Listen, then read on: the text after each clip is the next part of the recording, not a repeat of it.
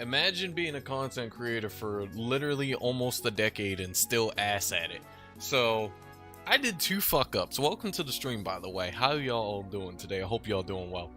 I did 2 fuck ups. First of all, I started the live stream as a preview and forgot to actually go live. So I was talking for about 10 to 20 minutes and no one could hear me because the stream wasn't live. It was just in preview.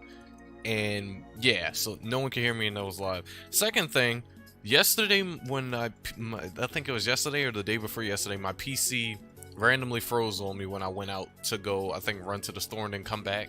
So I restarted my PC and I forgot mainly because I didn't go in Discord and I didn't stream. I forgot to reopen Adobe Edition. Usually I leave Adobe Edition always open, so in case I ever want to go in Discord or something, because my PC's pretty much always running every day, even when I'm not using it. I leave Adobe Edition on so that way if I go in Discord or something, I don't have to keep remembering to turn on Adobe Edition every fucking time, because it's always open. And I just realized that y'all couldn't hear me for the past past 15 minutes now that the stream has been currently live. Y'all could not hear me at all because my mic was it was on, but it was off because Adobe Edition was off. So yeah, that's why you couldn't hear me, Nita, and everybody else. But yeah, I'm here. Welcome. And basically, again, I've said this already, but I'm gonna say it again. TDLR for everything I was saying when my mic pretty much wasn't working and my stream wasn't completely up as I thought it was. PTA Yardays is a bit of a pain in the ass for snipers, but the way you alleviate this pain is by blinding the Yardays, because they have a very low chance of actually hitting your ass with Earthquake, because if you blind them, you lower their range by a lot, so they're forced to go extremely close to the Scarecrow. So if you're ever having troubles doing PTA Yardays as a sniper, the best thing for you to do would be to blind the Yardays and then kill them. And if you're fighting 2 Yardays, you want to either pull a random mob into the pack of Yardays that you're killing in order for you to be able to get the most damage out of your crossfire ramp up, because crossfire damage scales off of how many mobs you're currently attacking at once. So you want to make sure you hit 3 mobs so you can get the max damage ramp. Or if you're going to kill 2 mobs, you want to make sure that you at least freeze those said mobs, because if you freeze them, it'll allow you to do max damage on them, and you could kill 2 Yardays with one area rain crossfire combo, same way you could kill 3, like how I'm doing right now. That's everything that I said, and a little bit of extra shit, but I don't remember. But yeah, that's pretty much all I've said. And I've been basically repeating that shit for like this is the 3rd time now, but this time I haven't fucked up. The stream's up, my mic's on, y'all can hear me, everything is a-okay now. But before it was just a mess. Streaming for years and still ass at it. It's terrible. It's unbelievable. Absolutely unbelievable. But leveling up my Beast Knight. I've been leveling up off camera since the last time I streamed. And got him, I think, yeah, from 280 to 295. He doesn't have tickets on him, by the way, if you think I ticketed on him. Nope, did not waste money and ticketed on him. Just been popping whatever free XP books I had on him, the Specca's book, the Dyads book, and the Fushi's book, or whatever the fuck the books is called. And I just been leveling him. What's up, Sleepy? Sleepy, welcome to the stream. So do you, Johnson. Welcome to the stream. How y'all doing today? Hope you're doing well. Sleepy, don't come for Beast Knight. Beast Knight is amazing, and what I've been doing on Beast Knight since I came back has just been like top tier. Don't come for Beast Knight. Beast Knight is amazing. He is still one of the best classes in this game, in my opinion. The only drawback to Beast Knight is his fucking AoE. His AoE is the shittiest in the game, but other than that, Beast Knight is an absolute banger of a fucking class. He is an absolute fucking banger. Because he has a bit of a learning curve to him, but after you get past that small learning curve, he's not hard to understand. The delete button right next to it. God damn it. No, we're not deleting the Beast Knight. We're not deleting the BK. BK is great, okay? BK is fucking fantastic. Whatever gripes you have against BK is not actually it, because BK is great. Before I was even on my enchanter, if y'all remember the streams from way back when, before I even like heavily mained enchanter for years, I was playing Beast Knight. And then before then, it was my ninja and my high wizard. And sniper. Sniper was another one that I was maining for a while on the channel too. I have a lot of mains. I can swap between whatever the fuck I want to, pretty much. You know, while he's distracted by Scarecrow, I'm gonna heal. But yeah, I got some amazing shit set up on my Beast Knight that makes playing Beast Knight really fun. Really fun. And something completely out the norm, of course, because most Beast Knight players, all Beast Knight players actually, it's not even most, are just skill spamming Beast Knights. High damage skill spamming Beast Knights. No one has tried to make an auto Beast Knight. A viable auto Beast Knight.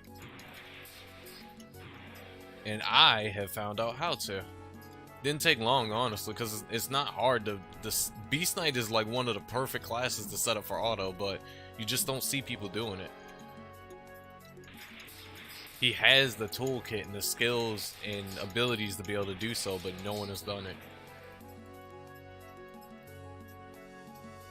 And for those small percentage of people who has done auto Beast Knight, probably didn't do it correctly, or did not do it in the magnitude that I'm doing it as. Like, I've found out a bunch of shit about trying to make an auto BK since I've started trying to make an auto BK. And, like, even though I say he's an auto BK, he's still just a general Beast Knight. He can, but the only difference between my Beast Knight versus any other person's Beast Knight is I can use auto and I can use all my skills. I can flip-flop back and forth between the two. It's kind of the same thing with people, you know, subclassing ninja between magic and phantom flame, and I say my ninja's just a normal ninja. I can use whatever the fuck I feel.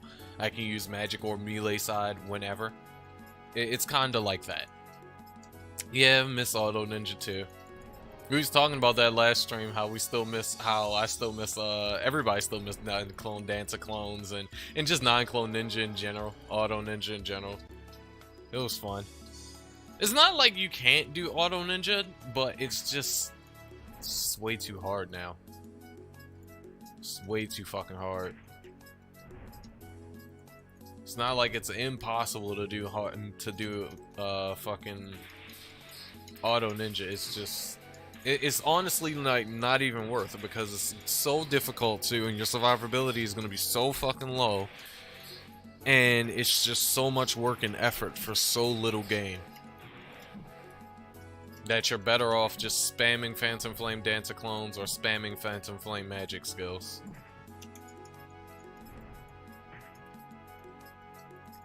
Oh, of course a third fucking Yarde would spawn the moment I hit the 2 with freeze, because I was just gonna burst down those 2 until a third Yarde spawn. They need to fix the fucking spawn rates in PTA. They're ass sometimes. Like, sometimes you can get really good spawn rates in PTA, but then I've noticed, like, a lot of the time you're farming in PTA, like, your spawn rates will just be ass. Just like normal area, it'll just be ass. Even if you can kill quickly, like, it's not taking me long to kill these third eyes at all. I mean, third eyes, these Yardes at all. One area rain crossfire combo, they're gone. Packs of 2, 3 are gone. And these mobs just aren't keeping up with my kill rate.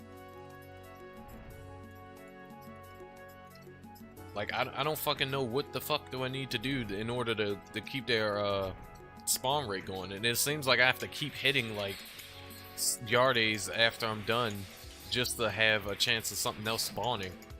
And then I gotta remember not to use my AoE when I do so, in case something do spawn, so that way I can actually debuff it before I start attacking it. Because if I don't debuff it before I start attacking it, it could fucking one-shot me with Earthquake. From the fucking range of Earthquake. What level is Beast Knight now? He's still 295. Let me tap him a little bit. Just to make sure that doesn't go anywhere. Oh, another thing I figured out off camera. Beast Knight's Fear Howl is fucking bomb. And let me explain why Beast Knight's Fear Howl is fucking bomb. If you give Beast Knight's Fear Howl to level 2, it has 2 functions to it. The first function, of course, well, it has 3 functions. First function is it can clone if you use Tyrant's Edge right after. It has a chance of giving you a clone, but that's niche and shitty because just like if you get clones from anything else, like from a servant or ninja's clone, the moment you get a clone, it'll start draining your MP regardless if you're a ninja or not. That's a universal debuff to anything that can give a clone. The moment you have a clone attached to your character, you'll start taking MP drain. That's the first thing with Fear Howl, but that's not what we're worried about. The second thing that Fear Howl does, of course, is it puts mobs in fear. Mobs that's been put in fear, they have a lower accuracy rate, so they won't hit you as much. The third great thing about Fear Howl, which makes Fear Howl a really fucking good skill, and I didn't notice this until after I finally got Fear Howl level 2, because I had level 1 for the longest time. I didn't know if it was even worth going for level 2 until recently. Fear Howl level 2, and even other Beast Knights don't even, I guess, understand this or know this. Fear Howl level 2 gives you this buff called Vitalize. And what Vitalize does is Vitalize reduces the chance or nullifies the chance of you getting hit with a AoE or ranged attack. What makes that so fucking great? Mobs like Yardes, bosses with high range, mobs like Third Eyes and Moss Golems, just basically bosses and mobs that has high range and high AoE capabilities won't hardly be able to do shit to a fucking Beast Knight because of Vitalize. And Vitalize lasts for 3 minutes, and it can be instantly refreshed every time you use Fear Howl. Every time you use Fear Howl. Every fucking time. As long as you pop it, and it's a long range buff skill too. I don't have to be close to the Beast Knight to receive it. I can be all the way right here, press Fear Howl, and my sniper gets it. Amazing fucking skill, especially in a party situation. It's an amazing fucking skill to have. I didn't even know how good Fear Howl was until I got Fear Howl 2. It's so fucking great. It's great for survivability on a Beast Knight. It's great for the fact that it cuts the range and AoE attacks. It's such a good fucking skill. And it works perfectly for Beast Knight because, you know, the less damage you take, the more DPS you can do. The less time you're worried about trying to heal. Honestly, I'm kind of waiting for new content or a class right now because I'm very little motivated. I mean, my motivation is gone. I mean, the only thing that really... I came back to Iruna 1 because I took a small hiatus from it, and 2, I'd missed playing on my Wind Enchanter. And I miss talking to y'all, so that's kind of the the reasons why I came back. But I have my own. In general, I've lost motivation to play this game. But as long as I have like my crazy ass theories for different things I can do with different classes to give me motivation to play, that's what keeps me playing. Like how I got motivation to play my Beast Knight again. For the longest time, my Beast Knight was like level 260 plus. And I wasn't really doing shit with him. He was on back burner with a lot of my other classes, but recently I just brought him back to life, and I've been having a fucking ball playing on my Beast Knight. I'm absolutely enjoying it, because Beast Knight was one of my, and he still is one of my most favorite classes in this game, hands down. I can't say enough how much I love Beast Knight.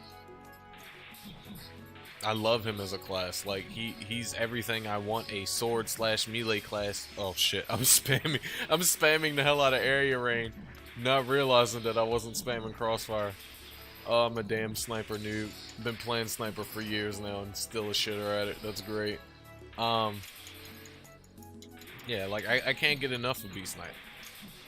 Such a fucking fun class, man. Such a fun class. Then he's so unique and different from what you usually see. Yep, I'm a Beast Knight main. proud I mean, I'm a multi-class main. I don't have one class that I truly main above all. I mean, technically, if you want to say one class that I truly mained above all, that was Ninja. And that's still technically true, even though I haven't played my Ninja in a while, but... Well, between Ninja and Sniper, those are my two original mains. Those are my two original mains. When I came into this game. Those are my two original mains. Sniper and Ninja. Then, of course, when other classes I caught my eye on, like Samurai, Beast Knight, High Wizard, Enchanter. All them, you know, I started maining those as well, but... Ninja, Sniper, Beast Knight. And Enchanter. Those are my 4 top mains. They're my top mains. And they all have their individual... I have my individual reasons for each class as to why they're my favorite. And why I choose to main them. Whether it be for their AoE, their buffs, their damage, what type of build you could do on them, their playstyle. You know, I have my reasons for why I pick and choose every class that I main to main and play. Because I don't choose shit based off its meta, I don't choose shit based off of everybody else's playstyle, or based off what shit I seen on YouTube.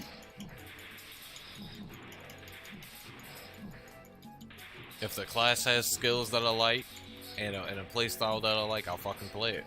I'll play it, I'll main it, and I'll most likely enjoy it. Yeah, alright, PTA Yarde, you need to chill the fuck out with all that. Go over there, because I need to heal.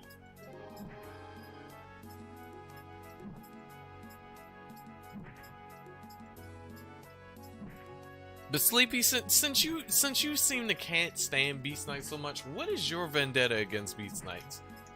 What is your main issue or issues with the class that you just don't like Beast Knight because of it?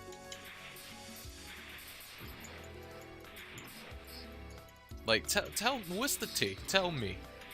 Tell the class. Share the story. Sit us down and tell us the story of why you don't like BK. Of course, I'm gonna be biased because I obviously like BK. I mean, I'm not gonna be stupid and say BK doesn't have his downsides. He doesn't have a lot of downsides at all. Very, very much so, he doesn't have hardly any downsides. But he do have some downsides, as do every class. No class is perfect. But tell the class why you in particular don't like Beast Knight. Give us the reasons why.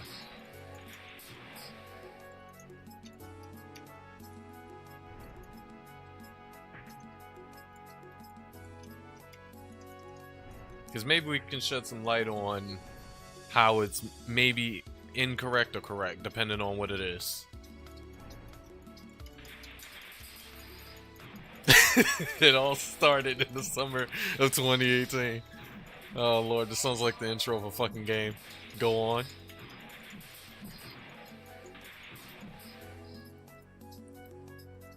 This is the intro to a cinematic movie or game.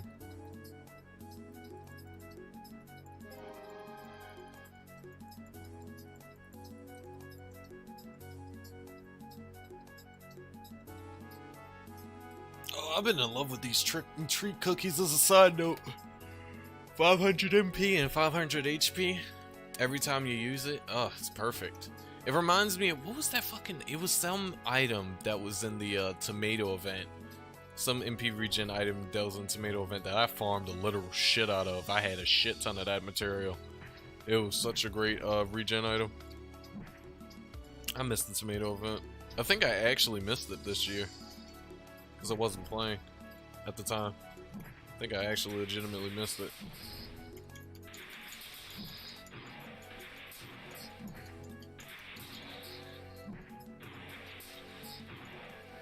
Oh, no, don't you do it.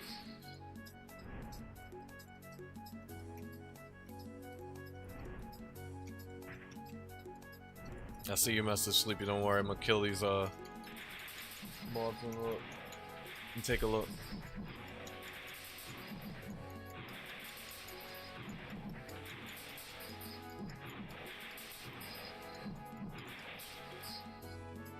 Okay. Playing with randos. Farming as a high wizard. Okay, go on.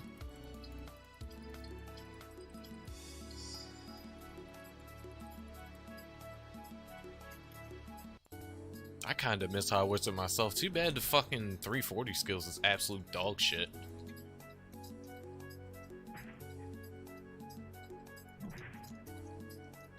For me, the pinnacle of high wizard was Bandersnatch. The little hand skill, that was the pinnacle of high wizard. Zero ray never really caught my eye.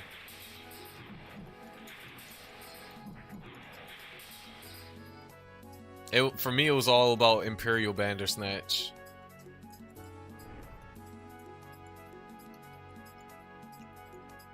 Doing high damage with Imperial Ray via the assault buff from Bandersnatch. That was my pinnacle of high wizard. That's probably why I eventually got bored of high wizard, because I felt like there was nothing else past that.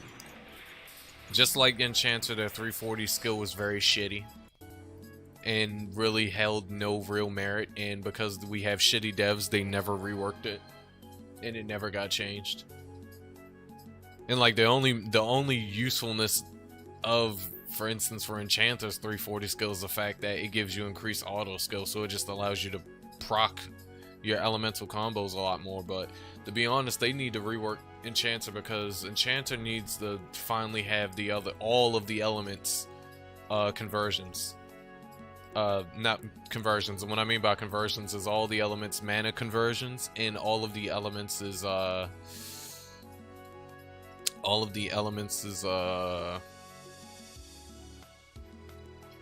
elemental buffs. You know, how the quad element buffs, you have fire buff, fire conversion, earth conversion, shit like that. All the elements needs to have it, not just quad.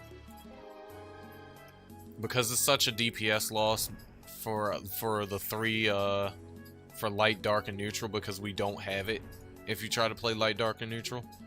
And regardless of how strong those elements are with or without it, it's still a massive DPS loss and proc rate loss, because you can get an extra proc rate from having those conversions,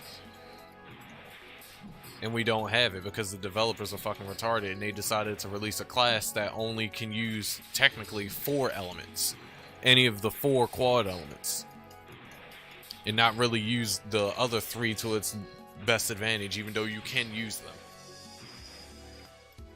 But that's just me.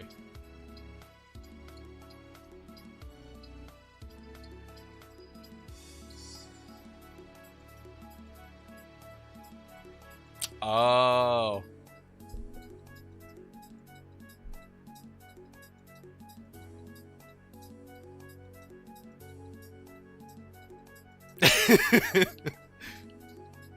I mean, well, Knight is really just like a, you know, I mean, unless you meant Beast Knight when you said Knight, but I don't know. It's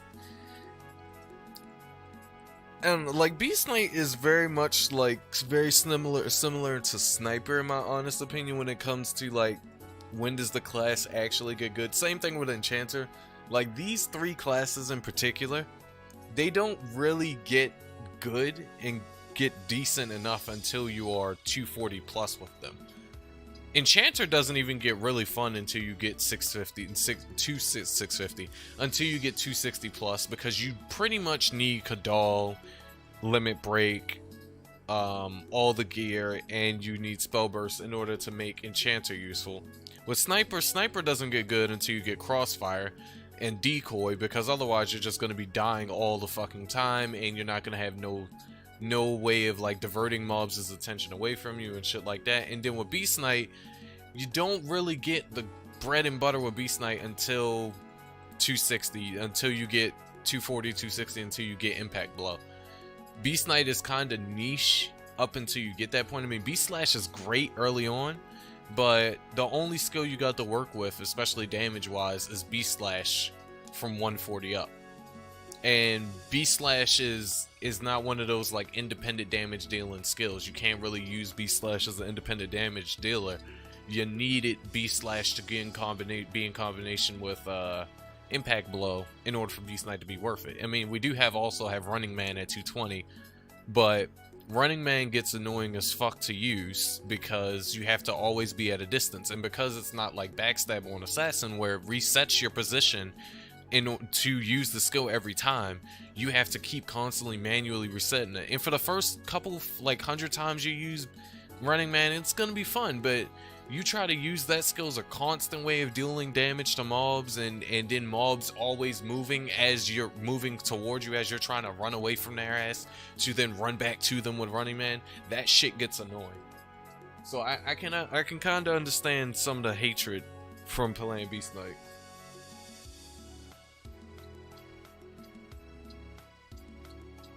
All that for a night with rabies. So yeah, but yeah, I can kind of understand the hatred of Beast Knight, but Beast Knight's like one of those classes that you have to build. It's a build-up class. It's not one of those classes where you can get it and straight out the gate is gonna be decent. I mean, a lot of classes is kind of not like that in a sense, but it's very apparent for Enchanter, Beast Knight, and Sniper especially. Like these three classes, you're not gonna get them out straight out the rip and have them be decent. Ninja, you can do that. Samurai, you can kind of do that. Gladiator, I can't really say. Don't really have an opinion on Gladiator. Paladin, same thing. Don't really have an opinion on them. High Wizard, you pretty much can. Bishop, you pretty much can. Minstrel, I didn't play a Minstrel to actually like play him. I played a Minstrel to pretty much like leech. So, really don't have opinion on them, and I haven't touched Minstrel for years, and I always hated Minstrel because I just hated the leechy playstyle and stuff like that. But yeah.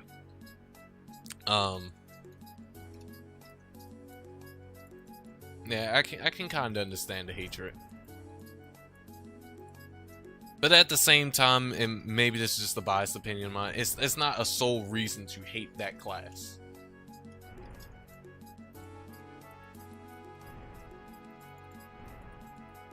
It's not a sole reason to hate the class. But again, that could just be a bias. That could be just my biased opinion just because I personally like the class. I'm trying not to be biased here as much as possible, but you know, that could just be a biased opinion just because I personally like it and I personally play the class and I think the class is great. Oh, I can't stand Servant either. I don't like the playstyle of Servant. Especially since the clone change too. That's one thing that really made Servants actually fun. Is the fact that they could give people clones. They was the non-stingy version of Ninja. They could give their teammates clones. Which would save your ass as long as they kept spamming clones with low hate rate. But ever since the clone changes, just like, eh. Honestly, what the fuck do I need a Servant for? And Servant isn't really much of a damage deal as far as I know. Servant is just purely like Minister, just like party based.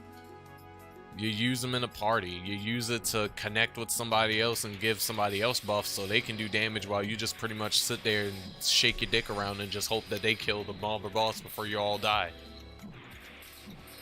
That's how I personally feel about Servants. I could be wrong. They probably could have got some skills over the years that I just didn't know about because I don't touch the class.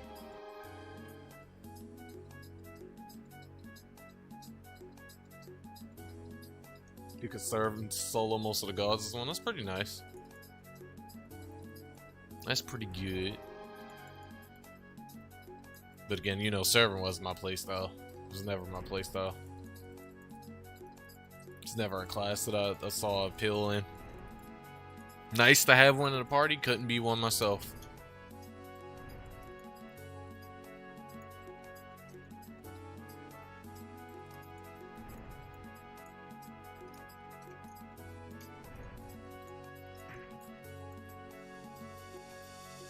Do I just really have just this one lone Yarde? Oh no, of course another one fucking spawns the moment.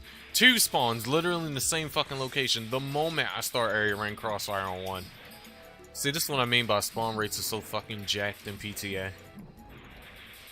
Literally, there was just that one Yarde. All of a sudden, out of fucking thin air, 3 more fucking Yardes appear. I gotta freeze both of these Yardes. I think I only froze one though. Shit. Yeah, I only froze the one, the new one that I caught. I didn't freeze the old one. It's fine, he was already dead anyways. I'll freeze this one though.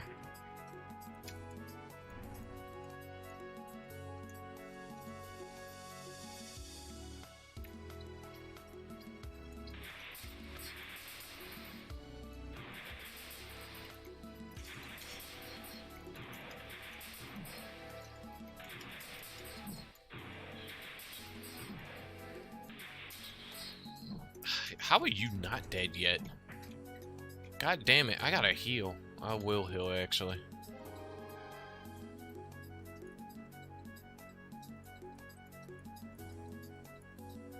This is what happens when the spawn rate gets jacked. It fucks with my area ring crossfire spam. Because then I'll constantly be pulling in yardies with full health and then yardies with low health, and then oh fuck, I forgot to blind two of them. One of them. Oh, I hope he doesn't earthquake. I hope I kill him before he decides to earthquake, because I don't want to. Oh shit, I don't want to die.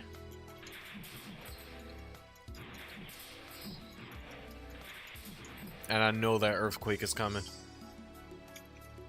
Oh, thank goodness.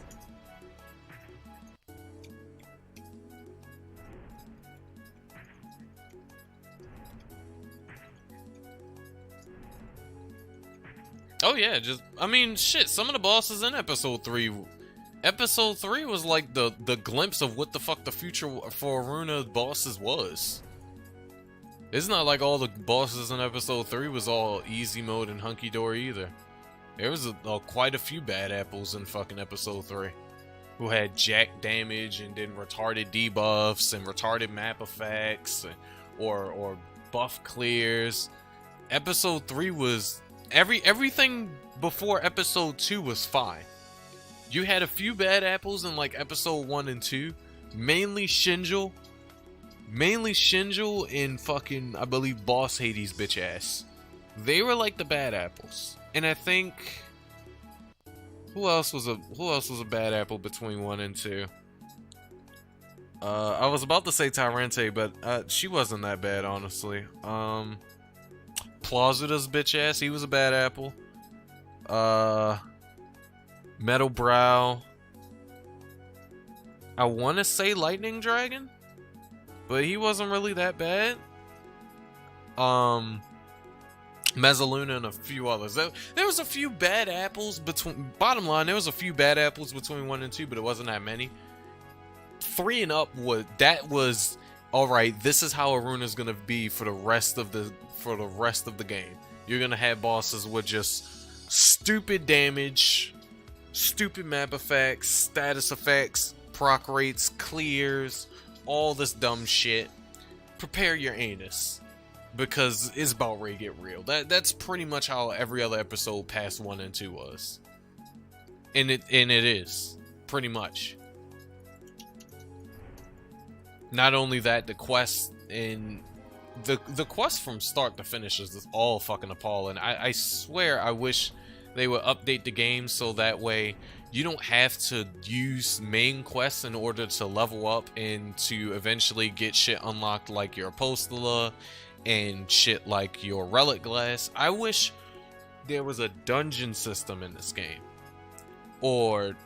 Yeah, I wish there was just a dungeon system in this game where you use the dungeon system to go in and level up your characters, and at a certain point in the dungeon, like you hit floor such and such, like you hit floor 100 and you get Apostola, you hit floor 250 and you get Relic Class. Like, I wish there was a dungeon system in the game where after you completed a certain amount of floors, that's when you get shit unlocked and you know, get more XP the deeper you go in the dungeon, as well as coming into normal areas and getting mobs. And killing XP mobs like Yardes and shit. And them also keeping a permanent 500% XP gain on servers all the time. Been perfect. You know, the PTA system, perfect. Shit like that.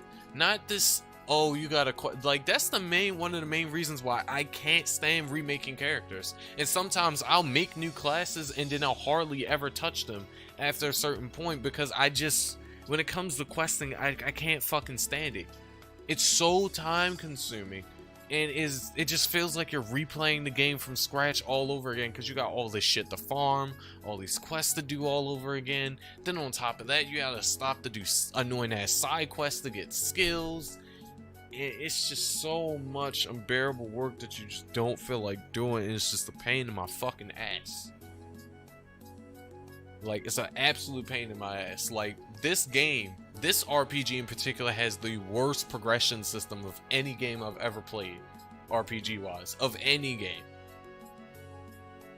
I wish it was a system like BDO, where it was just you pretty much level up off of mobs, and that's how you level up. That's your main way of leveling up, not through a quest. I hate leveling up characters through a story-based system. I hate it. I hate it, because when you do it on once, you got to keep doing it all over again, all over again, all over again, each and every time you make a new character. It's annoying as fuck. I'd rather it just be leveling via mobs or leveling via dungeons. At least it won't be so tedious then. Yeah, I know, Alien. I'm actually asking for something reasonable. That's the sad part. It's a reasonable thing that they just won't do. Because the current way, you know, it's always been asked for years. Even when the game first finally got released on smartphones, it was always an ass questing system. It's terrible. The system in general to level up and get XP in this game was always ass. I love the dungeon system in Terra. That's how I like leveling. Like in BDO and in Terra, that's how I like leveling. In BDO, you just go around the world, you kill mobs. You don't even have to do quests if you don't want to.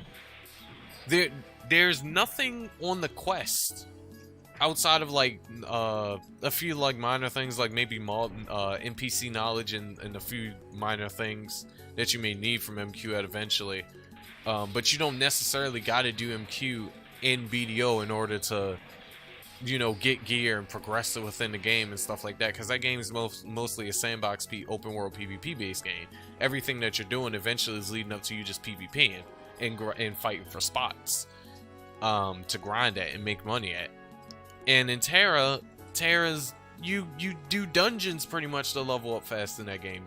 There's a story, there's a main quest that they kind of force you to start off with a little bit, but then once you pretty much come out the tutorial phase of Terra, you can just level up in Terra via dungeons. You don't have to continuously do the story.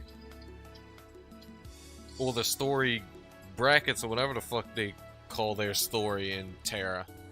Like, you just do dungeons. And that's how you level up. You legitimately just do dungeons. That's how you level up. That's how you pretty much get gear and stuff like that. You just do dungeons. And I wish Iruna was one of those two. Either you just leveled up for mobs and main quest was a side thing, or you leveled up via dungeons and story was just like a side thing. Story-based questing should only just be a side thing. It should not be the main way and main reason of you leveling up, unless it's interesting and intuitive and fun, and it's not just some bore, snorefest, grindfest all the fucking time. Let me actually head out so I can sell items, because I'm fucking full on items. I don't know how long this PTA has. 8 minutes is almost ended. And he's 296. He's only 296 because the spawn rate's his ass. What's his XP bar going up to 297? It's like a little, it's like 30% of the way to 297.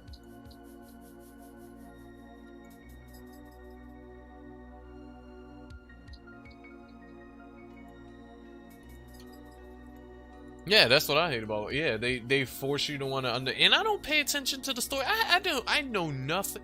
For me to be a veteran of this game and been playing this game for damn near 10 years, I grew up with this game. God damn it.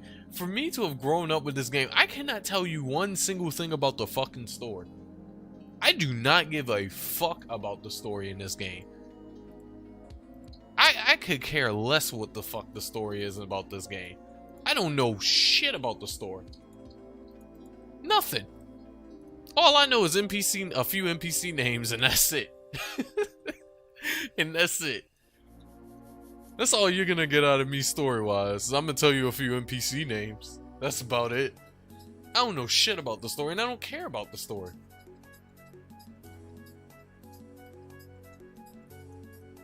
Because the story isn't the main... They try to make it a main part of the game, but it's not a main part of the fucking game.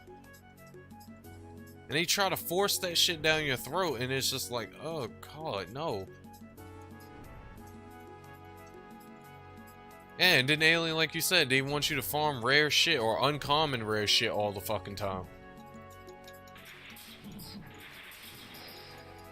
All the fucking time. They want you to go farm some uncommon rare shit from mobs. That mobs either barely spawns or spawns in abundance, but then the drop takes fucking forever to get. Or both. The mob rarely spawns and the drop takes fucking forever to get. And then don't let it be a new quest where everybody's doing it, because you ain't no way in hell you're gonna get the item unless you go into PTA. No way in hell you're getting mobs unless you go into PTA.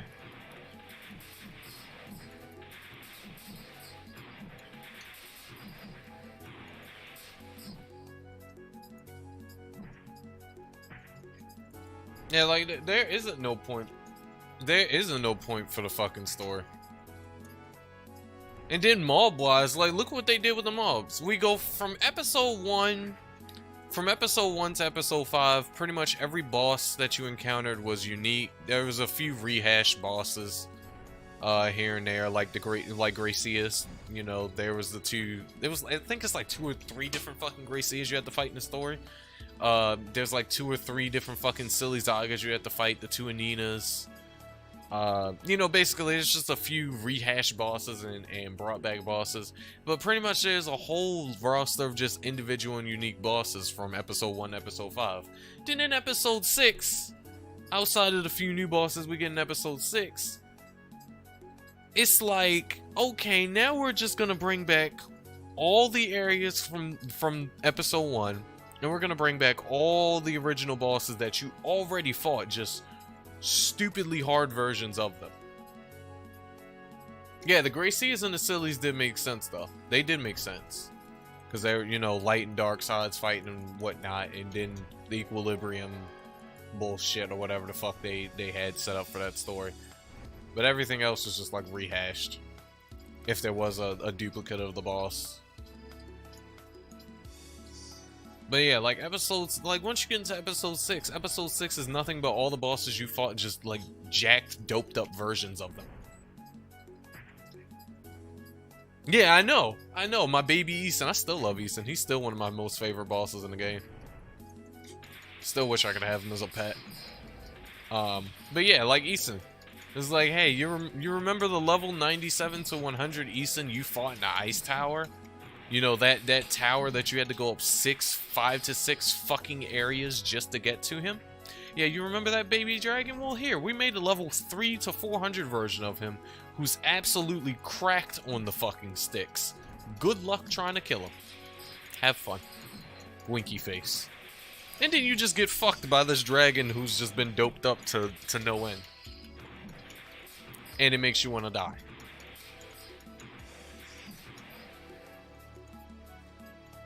It's ridiculous. It's absolutely ridiculous. Like there's a level 400 Zant now, there's a level 3 to 400 Eason now, a level 3 to 400 Bailyard. Like they didn't even do shit unique with these balls. They just literally made them higher level way stronger and higher level versions of what they were originally. And then probably added some new equipment that they dropped this time around, and you know, different crystals. Oh, and then don't get me started on the gear system in this game. You know, the way that they designed gear, oh, don't get me started on that.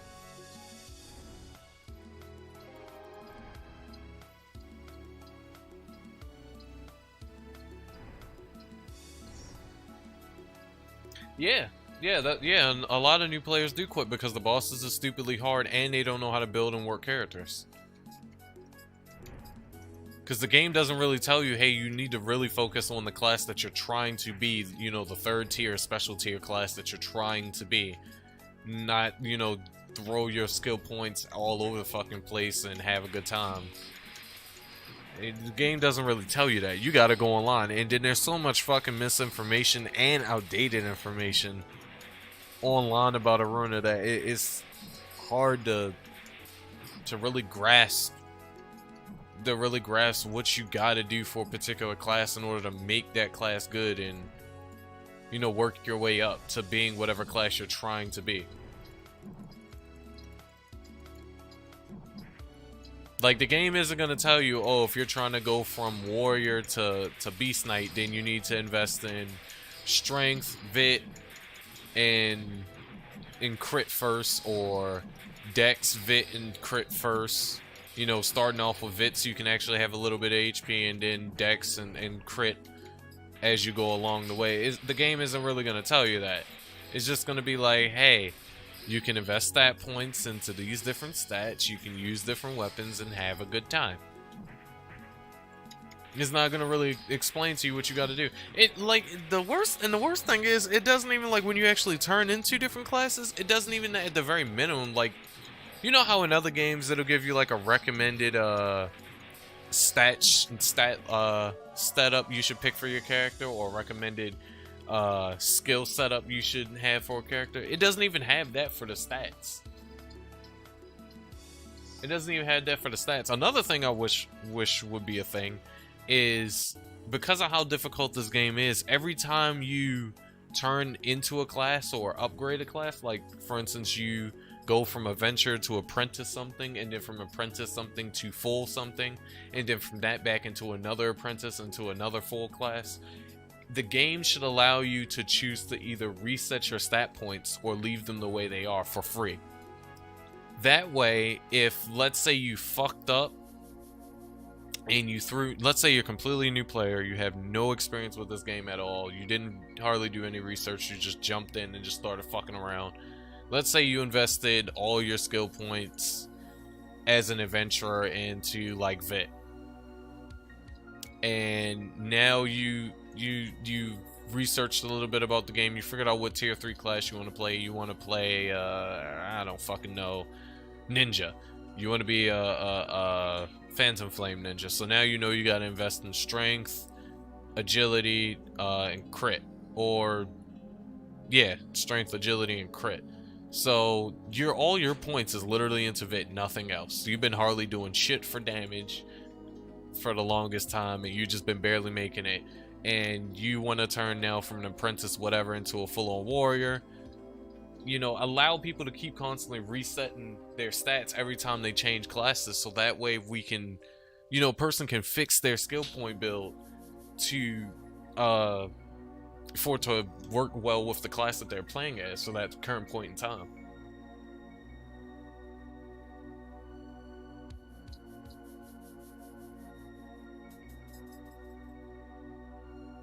That'd be nice too, having NPCs that has a like party member.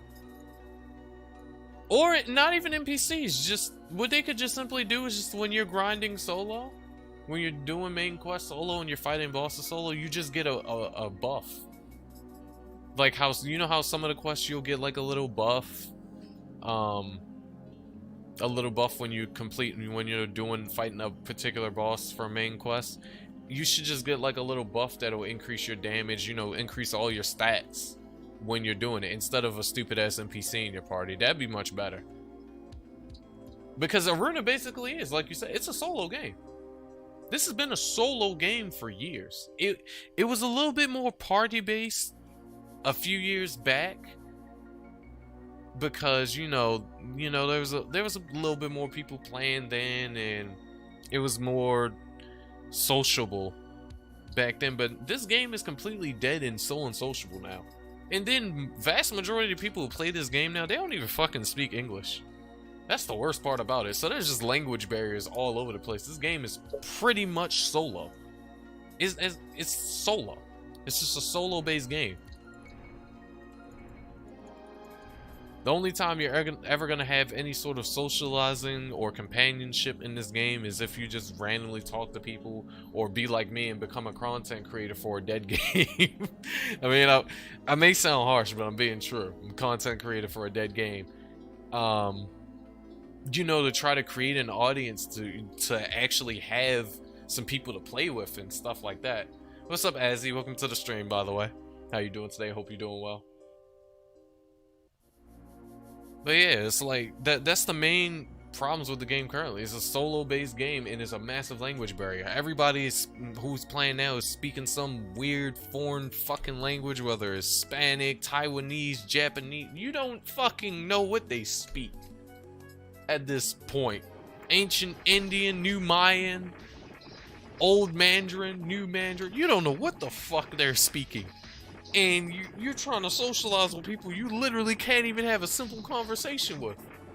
Half the time you can't even trade properly with these fuckers because they don't understand simple fucking words. Because it's a language barrier. And you're just like, bruh.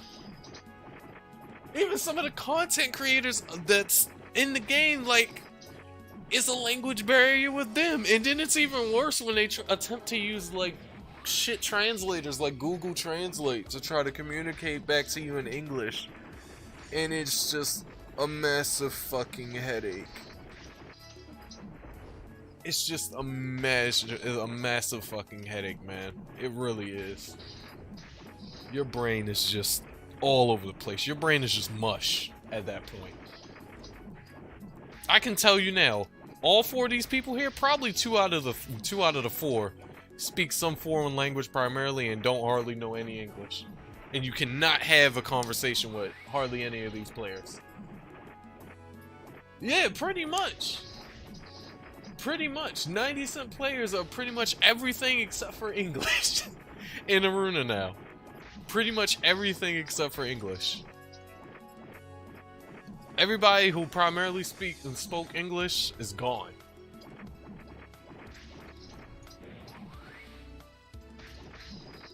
Yeah, they just came out of fucking nowhere.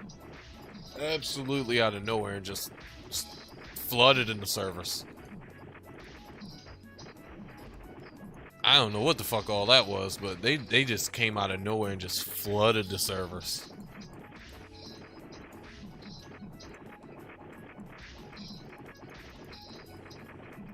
And I don't want y'all to get it fucked up. I'm not opposed to people who primarily speak in different languages playing this game. I'm not opposed to that at all. That's not what I'm saying. It's just that it's hard to communicate with these people when you only speak English or whatever language you speak, and then they speak in some whole other shit that you just don't get. It's just hard as fuck to communicate. It's hard to trade and everything. It's terrible. They used to try to own a specific area. Jesus.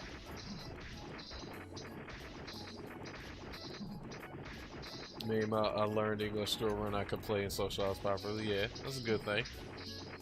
Just meet up with Coco and Tug, and they got territorial. Jesus. That's ridiculous. I could use this PTA. What's up, Chaotic? Welcome to the stream, fam. How you doing today? I hope you're doing well. Welcome, welcome. I need to get all these bowls and containers off my desk. My desk is an absolute fucking pigsty right now. Let me grab my Beast Knight and drag his butt into the PTA.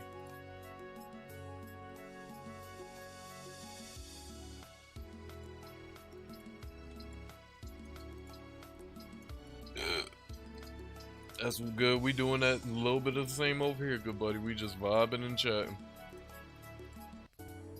Beast Knight is what level? Still? Oh yeah, he's 296 still. So.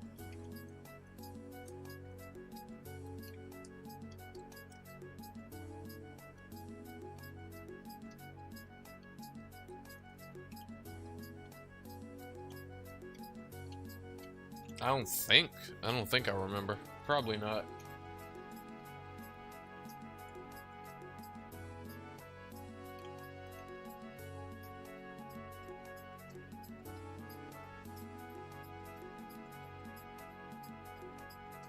Yeah. No, is the glitch in stall still a thing where an item is listed for a certain price, but then when you actually try to buy it, the price is absolutely jacked to something else?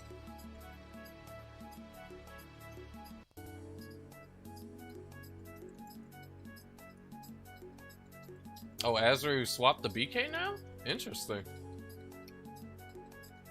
That's an interesting change. I never pictured you to be a guy that liked Beast Knight, honestly. Figured you to be a magic user, a permanent magic user. Then again, didn't you have a sniper beforehand? You did have a sniper beforehand.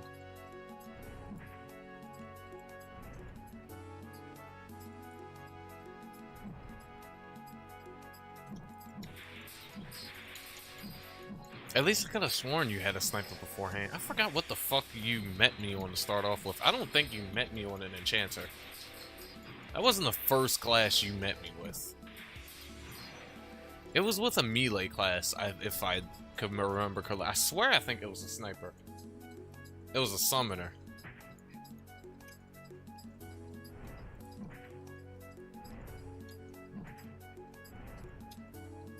It's interesting that you're playing BK now, especially since I'm making this resurgence back to BK. Oh man, I miss my Beast Knight though. Like, I really did miss him. I needed a reason to go back to him and play him, and I found my reason. I found my calling. I found what I wanted to do on him, what I really wanted him to be. Because that was always my issue with Beast Knight as I was progressing. Of course, I never really said it on stream or in a video, but, you know, as I was playing Beast Knight over the years and I was progressing with him, I started to notice that, like, everything that he offered at that current point in time was, like, it was okay, it was cool, but it was just something that I felt like he was missing, and that something was auto. I didn't realize it was auto until after I went to actual full-on magic auto class like Enchanter, then came back to him and realized that that's what he was missing. A 3-hit right on an MQ, oh lord. Still can't stand that fucking boss. Still can't stand his ass. Still hate that bitch. Hate right on. Piece of shit. Fucking bitch. Hate that boss. I hate it so much. I really do. He put me through so much hell. I cannot stand him. I cannot stand him. He put me through so much fucking hell in my Iruna career. I cannot stand his ass.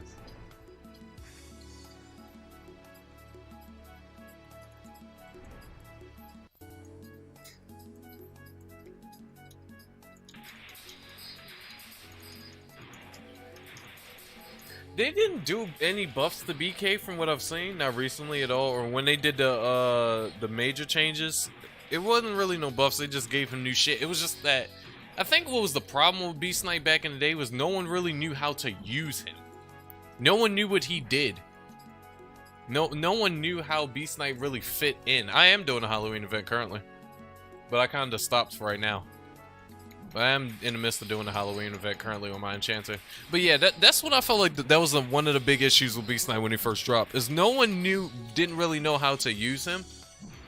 And it took for them to release new skills for people to finally understand what he was capable of. And then even still, people who play Beast Knight, half of the people who play Beast Knight still don't even know what he's completely capable of. Because like I said before, every Beast Knight player that you'll meet out here is nothing but skill-based Beast Knights, and they're not even playing Beast Knight to the best of his ability. They're just pretty much like high damage dealing. They're just pretty much like high damage dealing gladiators, just without the whole aspect of gladiators. They're just spamming skills on Beast Knight. They don't really know like all the skills and benefits that comes with playing Beast Knight. Like a lot of people didn't even know what the fuck Fear Howl does, and still doesn't know all the benefits that comes from Fear Howl. And I would just figure that out after coming back to Beast Knight in like 3 days. You know, not only that, figuring out all the benefits and downsides to his Liqueur skill and everything else. And how to and how to actually proc Dizzy permanently myself as a Beast Knight, instead of having another party member like a sniper in my party in order to proc freeze so I can get Dizzy and increase debuff duration and stuff like that. Nobody plays Beast Knight, especially the way I do. No one does.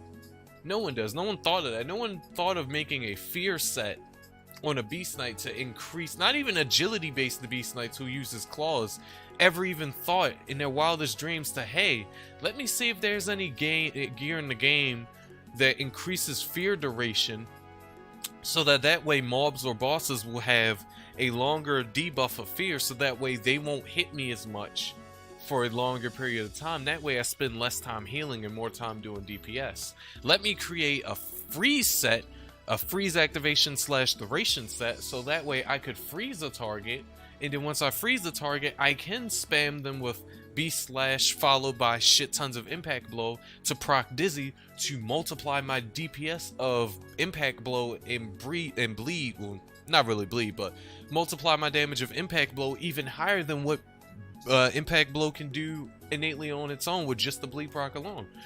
No Beast Knight player thought about shit like this. And that's what pisses me off with a lot of people who play this game. And it's not just with Beast Knight, it's with a lot of different classes. Yeah, as these are Beast Knight is a very tanky class. If you use Beast Knight with swords, you get a 50% resistance buff apparently. And then I believe with claws you get evasion rate increase or something to that extent.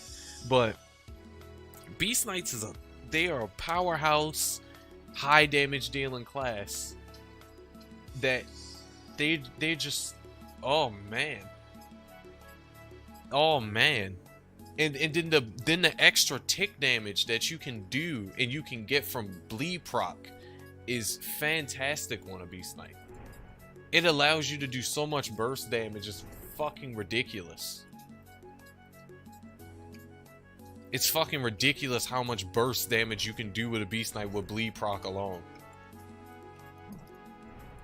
With bleed proc alone, you can just do so much fucking burst DPS. It's fucking insane.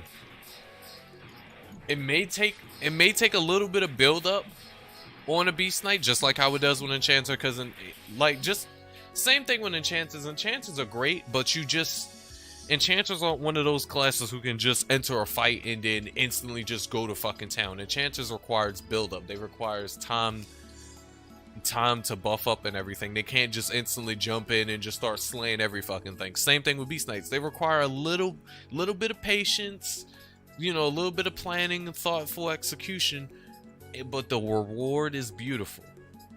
The reward is beautiful. The gains that you can get from taking that time to marinate that class is beautiful, and learn how to properly play it and create good sets to work well in conjunction with your abilities.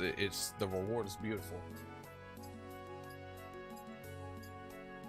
I'm probably gonna work on a hybrid build for my assassin if a certain YouTuber would tell me. You mean Lala, right? The self-proclaimed bruiser assassin? I believe that's what she calls herself, or he. Self-proclaimed bruiser assassin.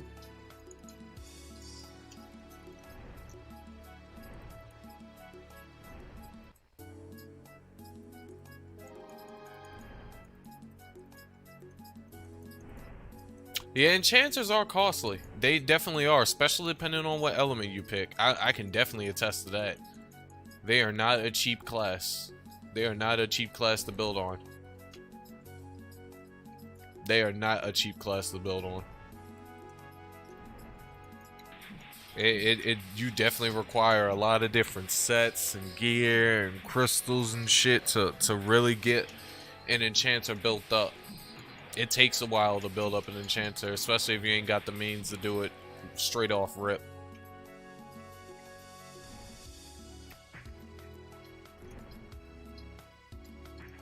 And I mean, and that's for me, that's kind of the fun part about enchanter, is the build up, because you know, especially once your build finally comes together as an enchanter, that damage reward is going to be so pleasing to see.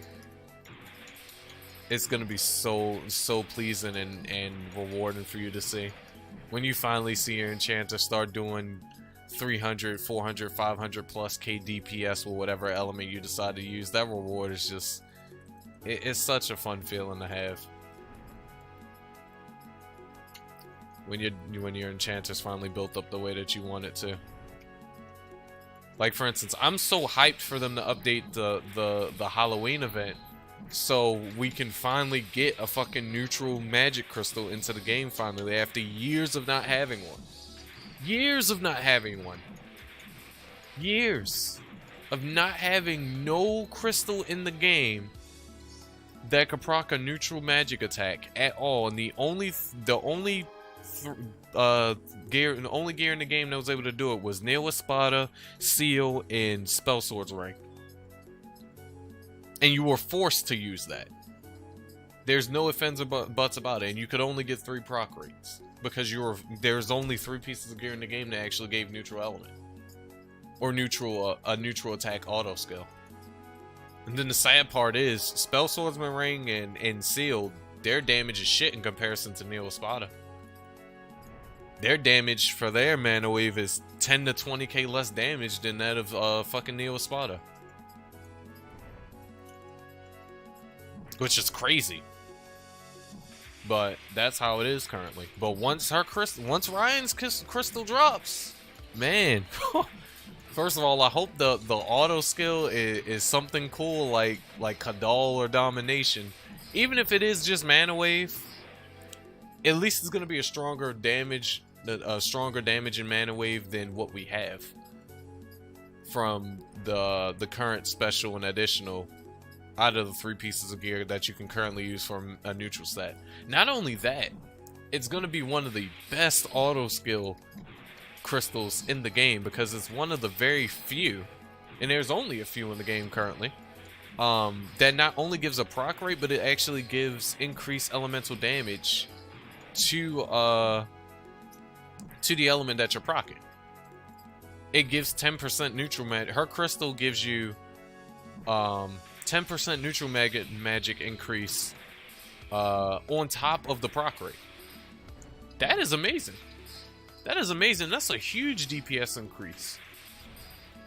That means that if you can't, you know, especially considering the fact that as far as AIs go, there's not really many AIs, neutral magic, auto skill magic, there's not really any neutral magic AI crystals in the game for you to choose from outside of Zalt and Tower, and I believe neutral Tower still isn't in the game yet. You're basically getting 10 to 20% more neutral extra neutral magic damage from your crystals, which is something that a lot of other elements can't say that they have. A lot of other elements can't say that they have. As far as I know, especially from my recent research, neutral and light are the only 2 auto skill, or the only 2 elements that has auto skill crystals currently that has oh shit, he's gonna kill me if I don't freeze him. Who has a elemental magic damage increase built into the crystal as well as the proc rate itself. It's not just the proc rate and that's it. Like how Efreet, Charos, and a couple other crystals is just the proc rate and that's it. I know Desjarte is another one that it has a proc rate and it actually has magic damage. It's raw magic rather than elemental magic, but I mean, it still serves its purpose. It increases, that raw is still increasing your dark damage. But yeah, it's very few elemental crystals in the game that actually has that, which means they have a DPS increase over crystals that don't have it. Which means that if you rock a particular element, like, you know, let's say, you know, the non-mana conversion elements, light, dark, or neutral, you'll have that benefit over the quad elements. Because the quad elements I don't think any of the quad elements has a crystal that does that. Only the non-mana conversion elements has it. Which is crazy. It's crazy. Because these are the same 3 elements that we're talking about here that enchanters can't boost the damage further from having a conversion, because the developers are retarded and they didn't give enchanters 7 mana conversions for all 7 of the elements. They only gave it for 4. Still doesn't mean that the 3 non-mana conversion skills can't do damage, or elements can't do damage, because they very much can. And honestly, if we can get a Kadal neutral crystal that constantly procs special status, that'll be the strongest one in game. That'll be the strongest element in game, hands down. Even with my current scuffed neutral build, that's on my flame enchanter, because my flame enchanter is a neutral and fire based enchanter. But she's more fire than neutral right now. She can't really use neutral to the best of her ability as I can with fire. Because there's just a lot more availability with fire in comparison to neutral. But even with my scuffed neutral build, when I got random Kadal procs, for instance, I was doing 300k spell bursts with random Kadal procs. With a random Kadal proc from fucking enchant weapon, I was doing 300k spell bursts. Mind you, my magic attack cap was probably, before buffs, was probably 3k. So, could you imagine when I finally get the new crystal that actually gives the neutral auto skill proc, and hopefully it's something like Kadal or Domination, just something that's not mana wave, or if it is mana wave, at least be a strong mana wave as Neo Espada's mana wave. The damage, neutral damage, is just gonna be fucking crazy. It's gonna be fucking crazy.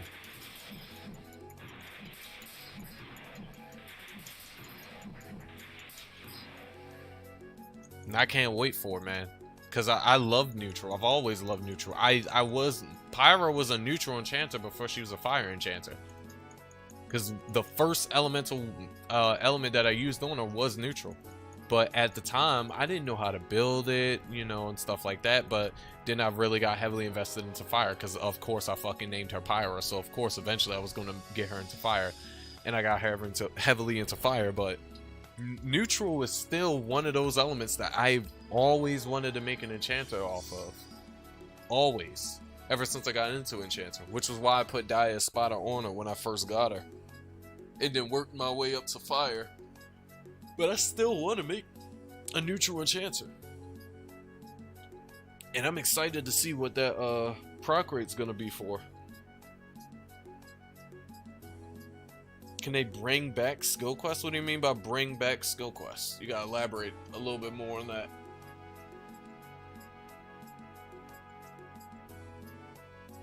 You gotta elaborate just a little bit more on that.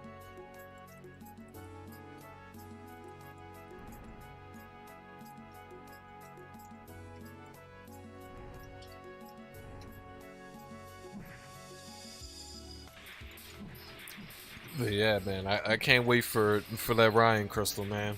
I can't wait. I can't wait to make a... Oh, fuck. I must have been too close. Even though I blinded both of them, which is why I got hit with fucking earthquake. Man, I cannot wait. Cannot wait to make a very good neutral set, man. Cannot wait. I'm so excited. I'm broke and don't like spending millions and spending for a book. Or just let me rob them. What do you mean, like, make every... Would it be just great if they just make every... I mean, I hate skill quests because it's just so random and with the shit that you have to get. And I especially hate it when they do dumb shit in the skill quests, like make you go farm a boss for uncommon rare. Like how I had to go get fucking Behemoth Fang for Kaguya in order to get my Lakora skill. I hate quests like that. I wouldn't mind all the quests just being skill quests, but they had to make it fucking reasonable. And the ones that we currently have is just, some of them is just unreasonable. Yeah, they're just unreasonable right now. That's the main issue. They just want you to go get random shit that just doesn't make sense. Or just have it be like how it is in Terra, where the skill doesn't even unlock unless you're a certain... Same with the BDO. The skill doesn't unlock unless you're a certain level. Just have it be like that. Just have it be completely simple. Because honestly, keep adding all these micro farms and micro farms and micro farms on top of a game that's already a very grindy game. It just adds more to... It just adds less value to the game, and it makes the game more of a bore fest than an interesting MMORPG that somebody wants to play.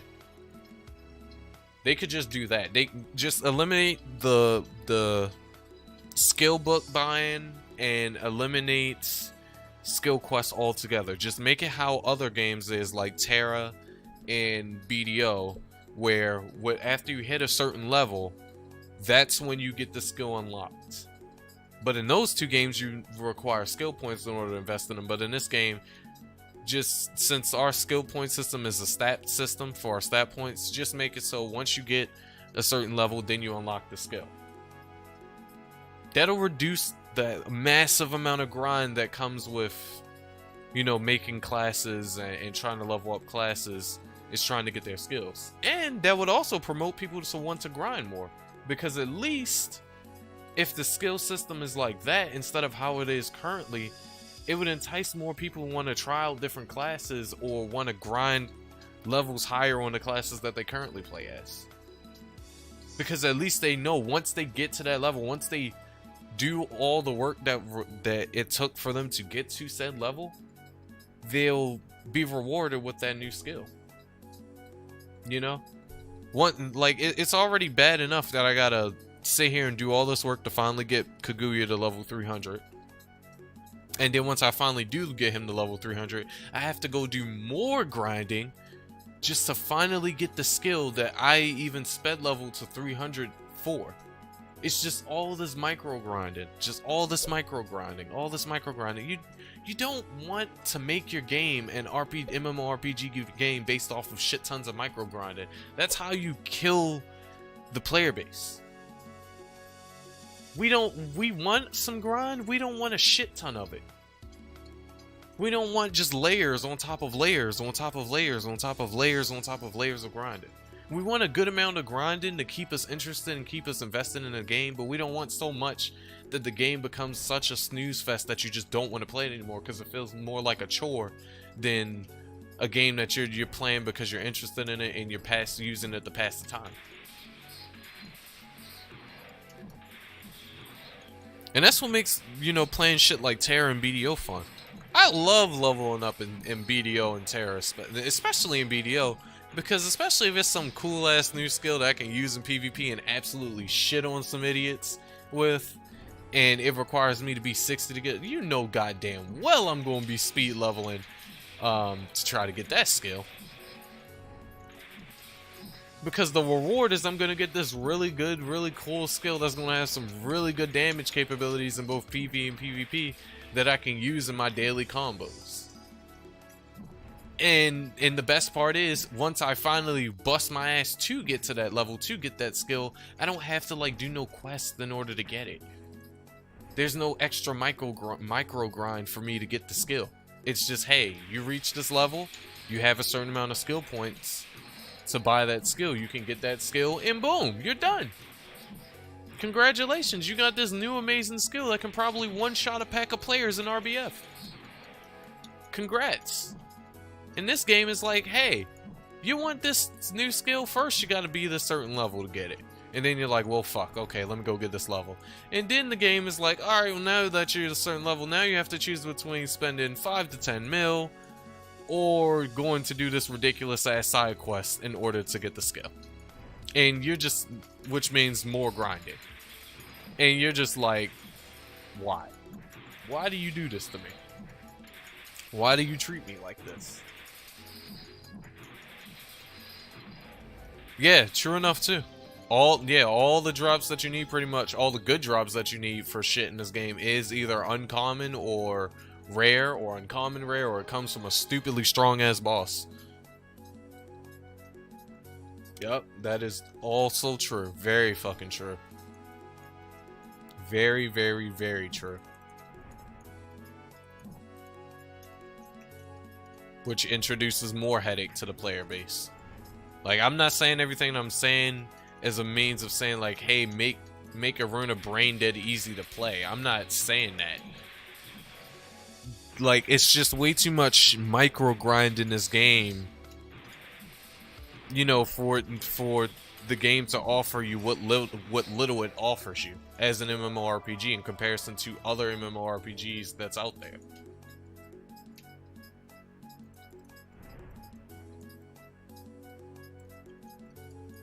That's what I'm saying. It offers you so little reward and sense of accomplishment from all the grinding that you have to do, because after a while just all the grinding just gets to you and you just become bored of it. You become bored of the game because of it. It's not rewarding enough because it's too much grind. They put too much grind in this game to make it not feel rewarding.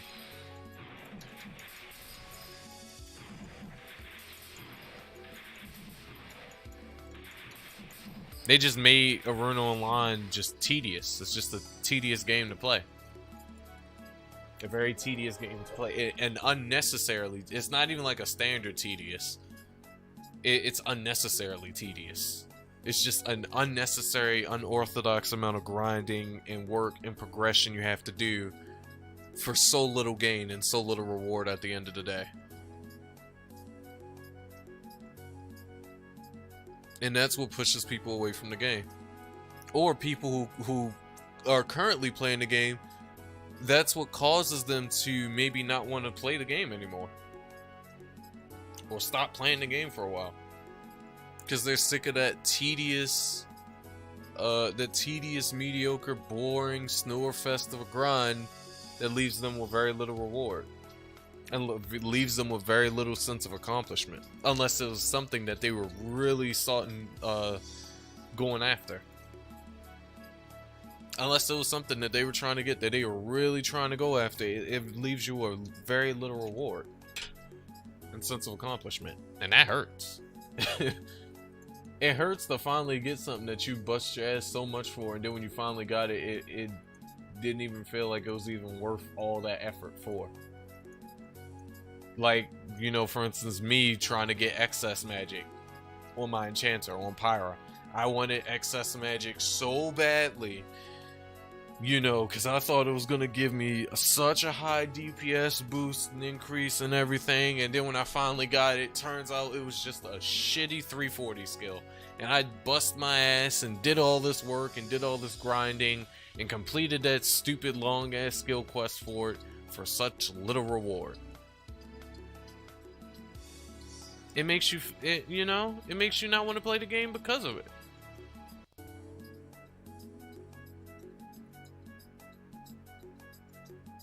Yeah, I was so pissed about that, and I still am kind of pissed about it to this day. I'm not gonna say I'm completely over it. I'm not. Same thing when I got Stone Skin level 3 and found out that it literally does not matter on an enchanter, regardless if you have Stone Skin level 1, 2, or 3.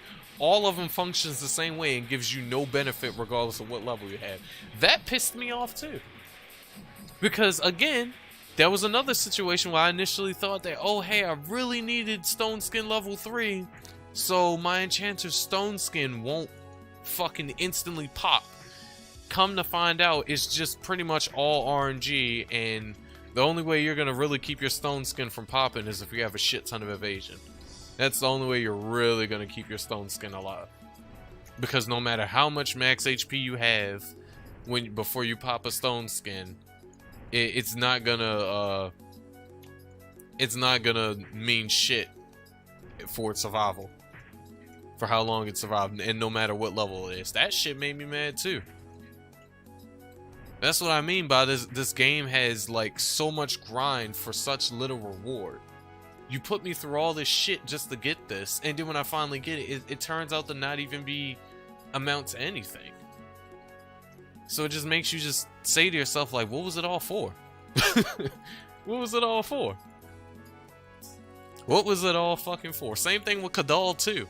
I was going to grind to get Kadal too until I realized that, especially from watching other enchanters and comparing what Kadal did on them versus me, it was like Kadal doesn't give you anything new and interesting and exciting, making it worthwhile using. All it is just upgraded form of a skill that just takes a little bit more MP, but it does nothing. It's not like when you get Kadal 2, you go from having 15 seconds of special status to maybe 30 seconds of special status. or 15 seconds of special status to maybe 50 to 60 seconds, you know, a minute of special status. It doesn't increase the duration of your limit break at all. It doesn't do anything besides just take more MP from you to give you the same thing that Kadal 1 did. So it was just, that was another skill that was just like, what's the point of getting this skill? Which is why I eventually dumped the skill quest for it. I had the skill quest sitting on my enchanter for it for the longest time now. And of course I had the uncommon rare drop from a hard boss, or a relatively hard boss. And I think I still got the item, but I just dropped the fucking quest because there's no point in completing it. Because what's the point of going through all that hell completing that quest for such little reward from a skill upgrade that just doesn't amount to shit?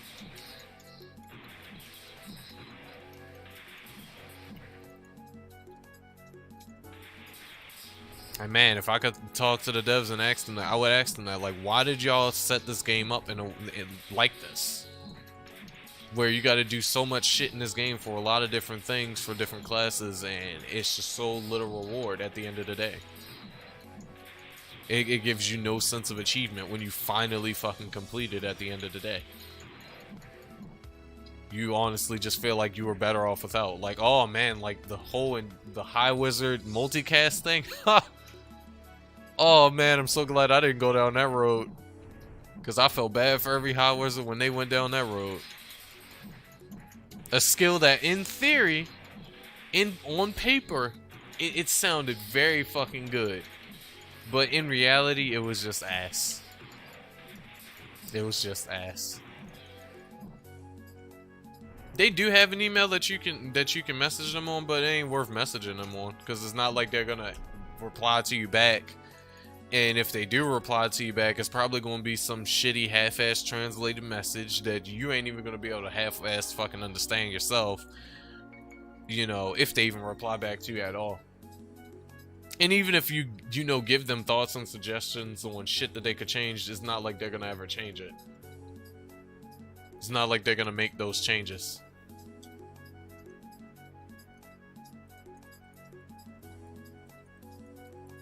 Because they don't change shit in this game unless they feel like it's personally hurting the game. Like how they thought light green eggs was hurting the game. Even though it was in the game for years. And it was pretty much a way of life of how to, you know, get through your MQs and everything. Until the day that until the year that they finally took light green eggs away. Well, they didn't take it away, but until they finally changed the way light green eggs worked. Should've just left it in the game. Should've just left in the game. Oh yeah, same thing for Silent Kill Ninjas 2. Same thing for Silent Kill Ninjas 2. Pretty much anything that in this game that you had to work very hard for that gave you very little reward, that's where it falls down. And a lot of shit falls down into that category. A lot of shit. A lot of shit falls into that category. Of shit just people spent so much time for such little gain.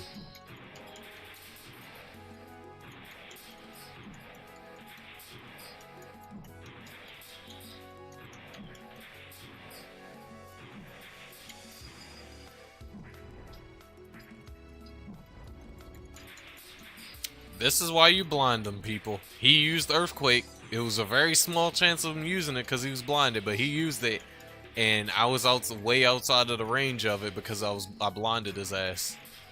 This is why you use blind, people. Blind will save your ass. Cause that fucking Earthquake would have one-shot me too. It would have one-shot the shit out of me. Had his ass not been blinded, oh, I would have got one-shot by that. No ifs, ands, or buts about it. And my HP low too. That would have definitely took my health.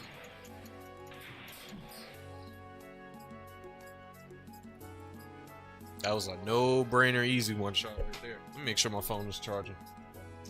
So that way when I do head out to work, you know, I do have a charged cell phone.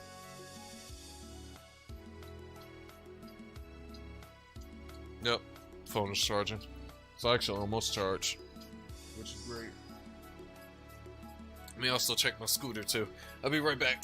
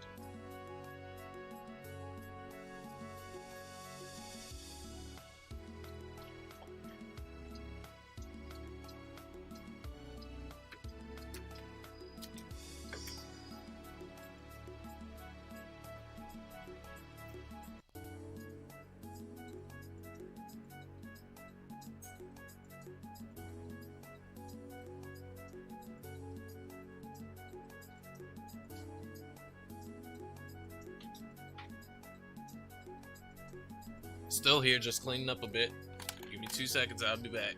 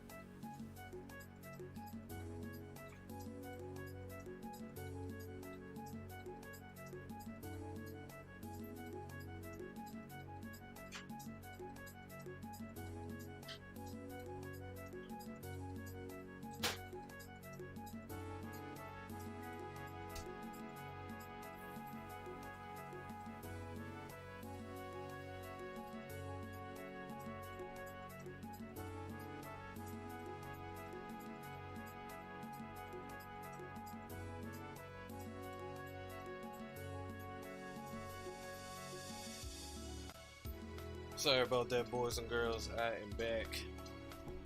Ugh. Did not mean to make y'all wait for that long, but just wanted to clean up the dishes a little bit and make me my last 3 slices of pizza. But yeah, man, I just wish Iruna just wasn't such a that type of game. It's so much work for so little game. I just wish it wasn't. Like it could have been. This game has the potential to be so much more. So much more.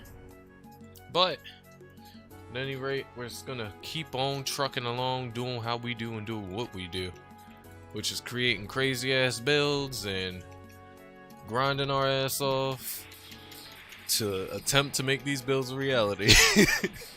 That's what we're gonna do.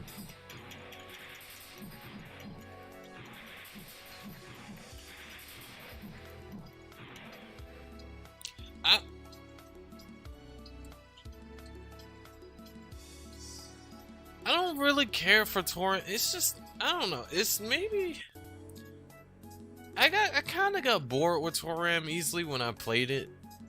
Maybe because I just didn't give it enough time or whatever. But I don't know. It's like I spent so much time with Iruna. Like, part of me just really wants Iruna to be something way better than what it is, and I'm just like still clinging on to. I'm just clinging on to a dream that I know realistically in reality it'll never come to be. But you know, I just keep playing this because I know, you know, you guys, a lot of you guys know me for this game and everything, and this game has been the most popular thing on my channel since my channel has existed thus far. And that's why I've been playing it instead of something else like Toram. Plus, another part of me is like, I really don't want to try to get into another as mobile based game, because from everything that I've dealt with in Iruna, I don't want to deal with another as mobile based game and get similar issues in that game that I already had to deal with Iruna. That's pretty much why I don't like to play Toram, or I don't want to play Toram rather.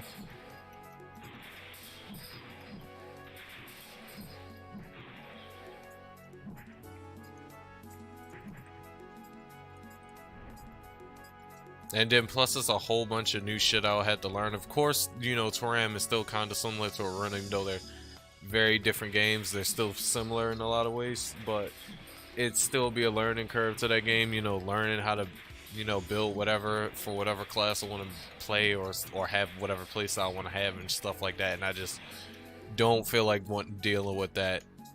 Don't feel like having to deal with that with another as mobile based game. I'd rather just play something else made by some other company. I really would like to play Lost Ark if they ever fucking released it for Westerners. I really want to play Lost Ark.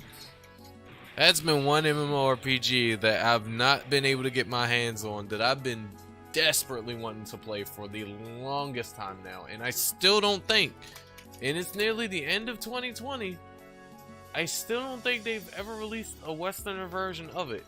And it's been in Eastern for probably 2 years now. But Lost Ark has not come to NA. And apparently, it's not coming till 2021. But it's been available in Korea and some other regions for pretty much 2 years now. And that sucks. Because I really want to play Lost Ark. That has been an MMORPG that I've very much wanted to play, and I would love to make content on it. I would love to make content on it, even if it's just like funny moments, even if it's something completely different from what I'm used to doing on Iruna. And Iruna, I more so make informational based videos on the game and informational streams based on this game. And, you know, we have a lot of discussions based off the game mechanics and classes and all other shit. We do have fun moments in this game too when we play, but It's mostly informational. I would love to play another MMORPG and sort of still have that kind of style where I make content about it and give information and my tips and stuff from playing the game, but I love to do more of like a funny moment style for it, where it's just a bunch of shit posting and me doing dumb shit in this game that somehow works, or getting ridiculously crazy ass RNG luck and get crazy shit because of it. They released the Russia one because when Blizzard fucked up with Diablo.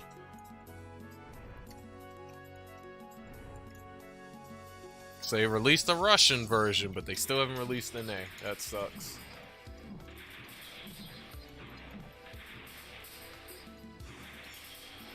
That absolutely sucks. I'm so lucky there that I did not get hit with just a random earthquake, because even though they were blinded, they could have still smacked me with it because the decoy wasn't there.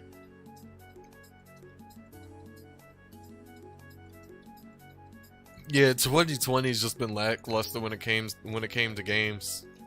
I mean, outside of Genshin Impact, which it's rearing its ugly head when it comes to problems it being a free-to-play game and coming from a shitty company. And Among Us and Fall Guys and what else? Oh, the new Crash Bandicoot that came out. I still haven't played it yet. I want to play it. Hopefully some kind of way I can maybe get it on my PC, because I really want to play the new Crash Bandicoot.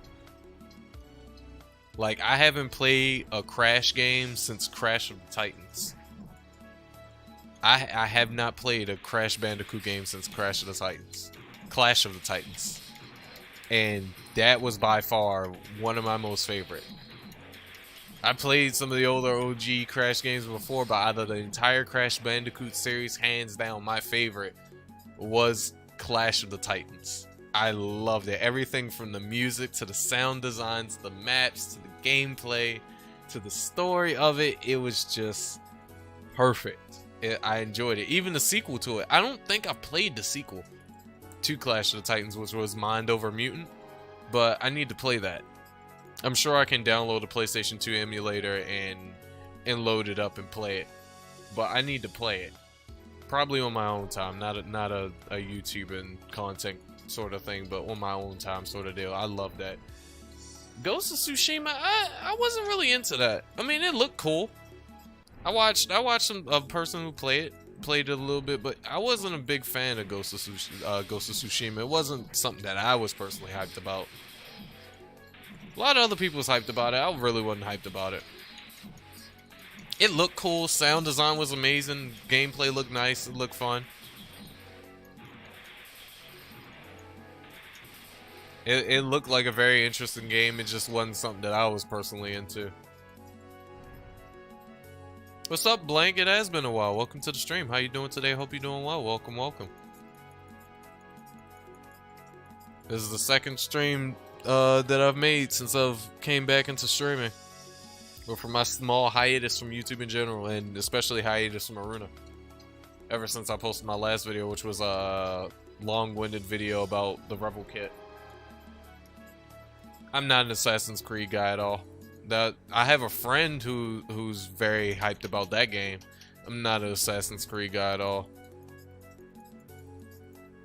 Again, cool game, interesting stories, but it kind of just got... Assassin's Creed for me, after I think it was like 3 or Revelations, it just kind of got bleak and bland in terms of like what the game is all about and what the story was gonna be. And now it's just kind of just turned into one of those games where now every time they come out with a new version of the game, it's just set in a different timeline in a different era. It's not like a progressing story sort of deal. They just pretty much throw it wherever they want to throw it at. Cold War, another nah for me. I've been out of Call of Duty since Black Ops 2. It's cool that they brought back zombies. That would probably be the only reason I would ever play Cold War is for zombies, but zombies gets boring very quickly. Because they didn't bring zombies back in Modern Warfare, but they was going to bring it back in Cold War. And that would probably be the only thing I would play zombies for. Play COD for is for zombies. I play Warzone off and on. I haven't played Warzone in a little while actually, but I've fallen out of the loop with COD games because they got repetitive too. They didn't do nothing but just remastered old games, which, I mean, I like, you know, when certain games get remastered, but when you try to remaster the entire series all over again, it just gets repetitive and annoying. That's the sad thing. We've come to a point with games now, like traditional games now, where the storyline and the way people make games now is so fleshed out, and it's so just linear and so easily able to spot. Like, there's nothing new, really new and innovative out. Everything that's been coming out over the last probably like decade or almost decade or two, it's just been the same shit. Like, pretty much at past 2014, I would say, like, everything past 2014 has just been the same shit over and over. There's not been a new game, because I think we pretty much exhausted all our resources when it came to making a game with that's very unique and a different, interesting story and concept and gameplay and stuff like that. Like, I think we've reached the pinnacle, and this is just my personal opinion, so it really doesn't matter in the grand scheme of things, but I think we've reached the pinnacle of traditional gaming. I think we really have, because newer games nowadays is just nothing more but like copy paste of older games, just reskins of other games that you've already seen and or played. I think now the next best thing is just going to be VR based games, and eventually, you know, some SAO type shit, even though we're far from that. We're far from anything SAO based, but which will pretty much be nothing but the traditional games that we know and love, but we're actually the fucking characters physically in the games that time. I mean, that opens up a whole new experience though, but yeah, I feel like we've reached the pinnacle of traditional games, and there's not many traditional games out here nowadays that really catches my eye and I'd be like, oh yeah, I want to play. Godfall? Was I even interested in Godfall? I think I was, actually. I think Godfall caught my eye. I forgot what Godfall was completely about, but I think Godfall did catch my eye.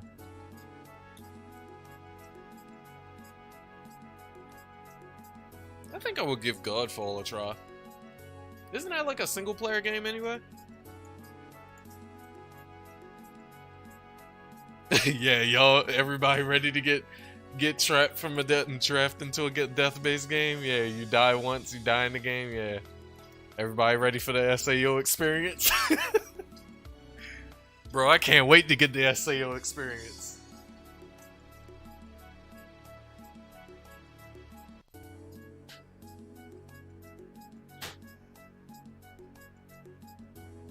Telling y'all this now, chat. If we catch the SAO experience and we die, and you die in that game, you die in real life, you die IRL, your ass is gone.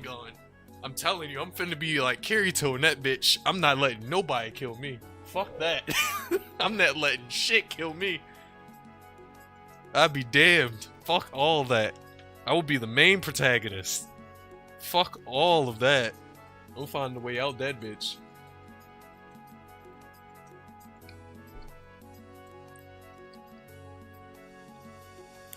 Ain't no way in hell you ain't finna catch me with the SAO experience. Either I'm not jacking it at all, or I'm going in there and I'm be a solo. Yeah, I'm be hella solo. I'm be the most solo-based player you ever seen in your motherfucking life. Naturally, I'm a solo gamer in general. I mean, depending on the game, I'd much rather play solo than a party. But in any game, in any situation, especially if it, you know, it allows for you to play with other people, I'd much rather play solo. Because I don't like dealing with the randomness of other players and their unpredictability in comparison to my own. And I'd rather just deal with myself rather than dealing with myself plus others.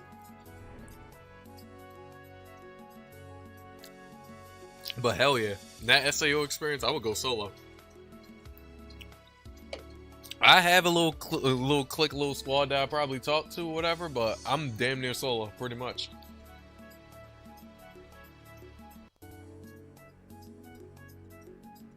That's the thing about me. I have a group of people that I talk to and I'll play with occasionally, but for the most part, I'm solo. I'm a lone wolf. I do it all by my damn self.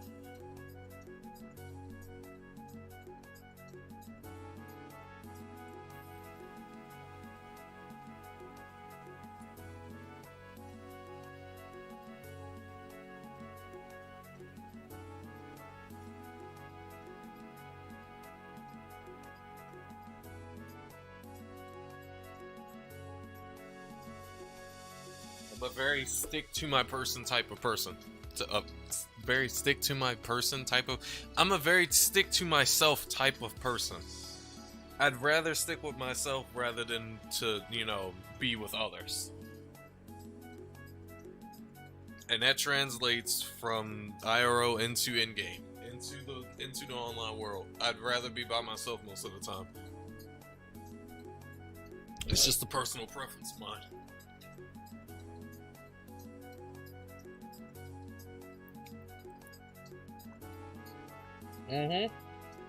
Basically, Blake, trigger the hell out you.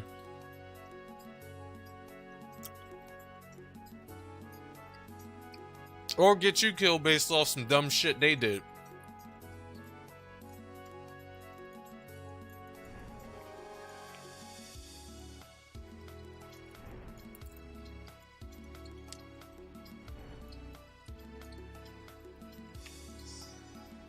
And you can kind of tell that, like, at least a little bit when you watch different content creators who post different videos, outside of me, especially like bigger ones. Like, I'll give you a prime example. Vanos is one of the type of players out there who he cannot survive in the world. He cannot survive in the online world just playing by himself. Like, he can't really survive on YouTube just creating content by himself. He has to play with his friends, or otherwise he can't really make content, because he just doesn't really know what to do as a solo style player. And there's a few other YouTubers who are like that, but you can kind of tell from watching people's content, like who's more sociable and who's not. Oh damn, PTA's over. Damn, that PTA kind of went fast, and my Beast Knight went offline. I didn't even notice because I forgot to touch his fucking touch his screen. But the PTA was over anyway. Bro, if the SAO experience is Iruna, everybody's dying in episode 1.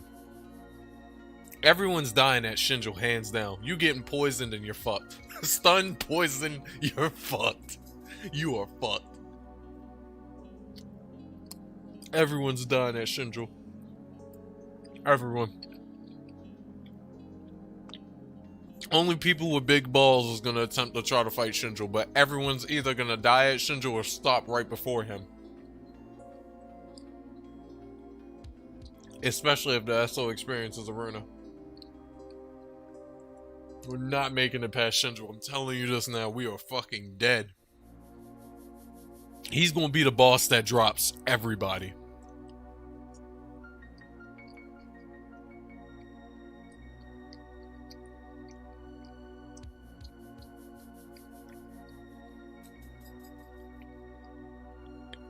Shit, even the veterans. Even the veterans gonna have a hard time. Especially depending on what class you be. You can still get killed by Shinjo even as a 300 plus.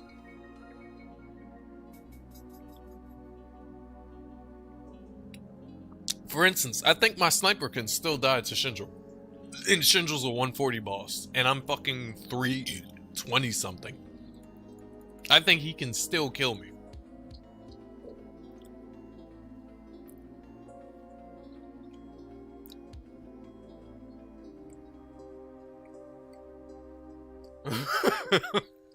Just never go to Shinjo.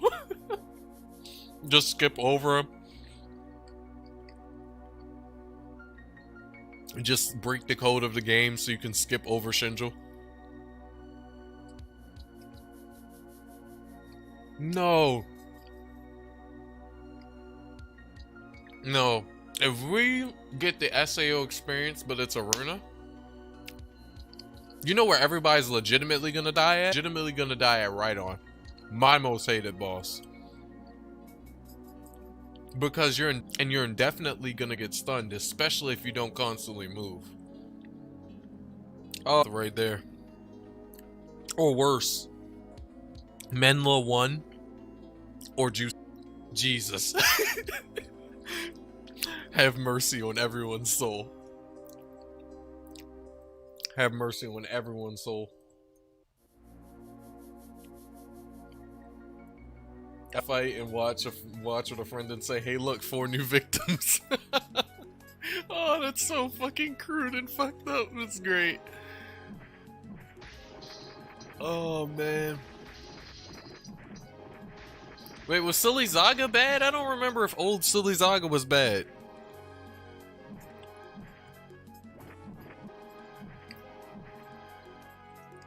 Oh, ain't nobody doing that Joshka boss. Nobody.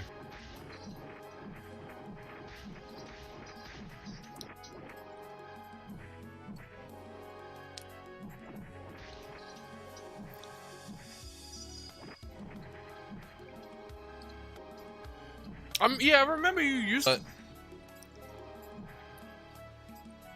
Was she that bad?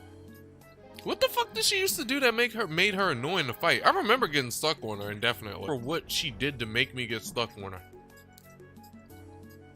The fuck did she do? Didn't she used to like stun a lot?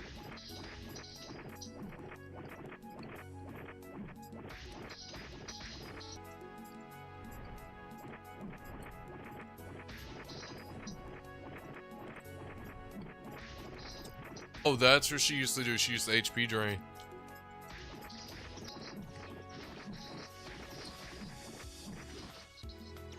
Oh, I have to fight her again when I finally get up to her. My wind enchant to really remember what that bitch did, because I completely forgot what she did. But yeah, Johnson. I mean, I would try to. I'm not trying to die trying, but not trying either.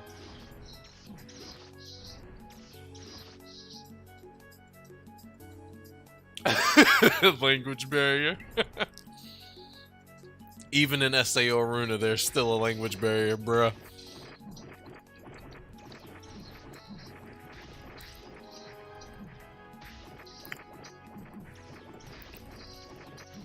Imagine that, hey, don't fight this boss because of such and such and so and so, and if you don't have the gear, you're gonna die. And then it's just a language barrier, and you just see them go in and lose their poor life. And die IRL as well because they died in the game. Took English classes. Should have took English classes. Oh my god.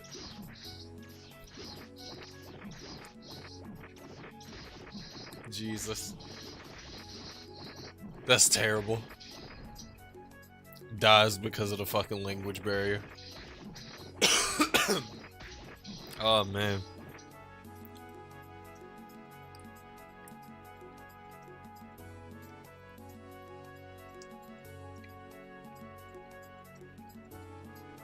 Oh yeah, SAO Abridged was fucking hilarious. I loved SAO Abridged.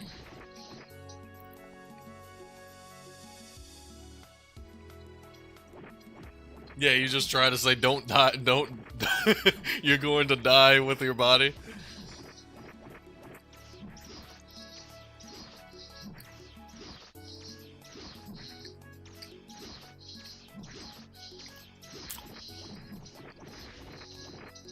I would just wiggle my finger at them and shake my head. And if they don't understand what that means, then I'm sorry, your life is took.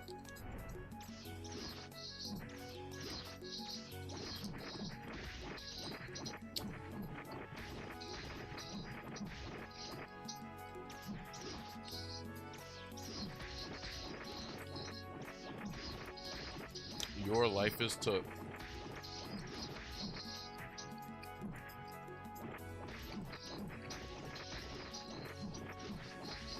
Oh, quick little side note.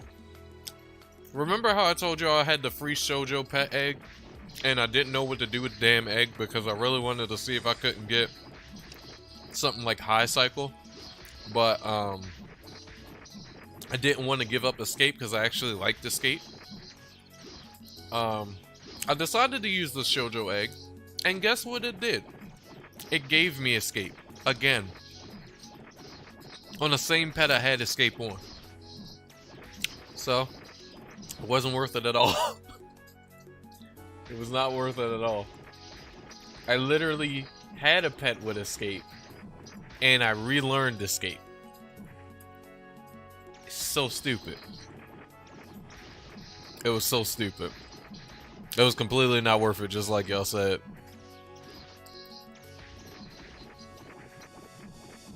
I just logged into Luna real quick just so I can drop another PTA.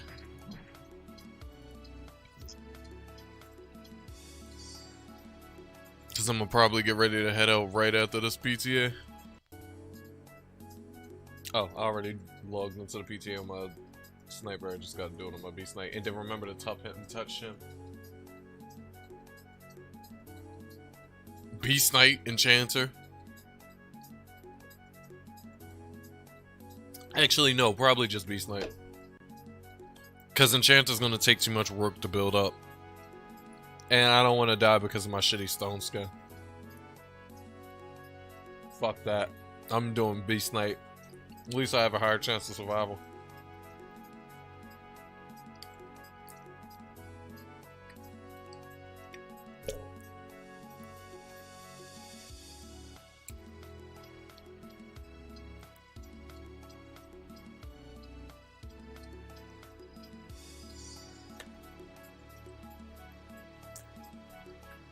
I'm definitely doing Beast Knight. There's no way.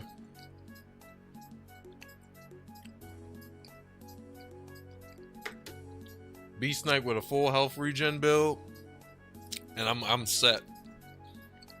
I'm set for life.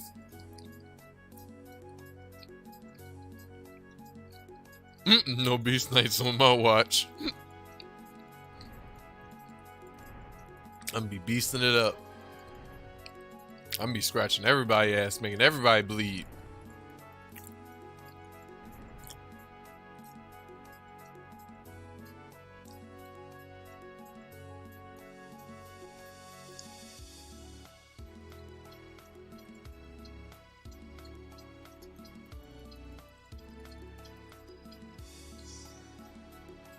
We don't want rabies, no thank you. Oh, man.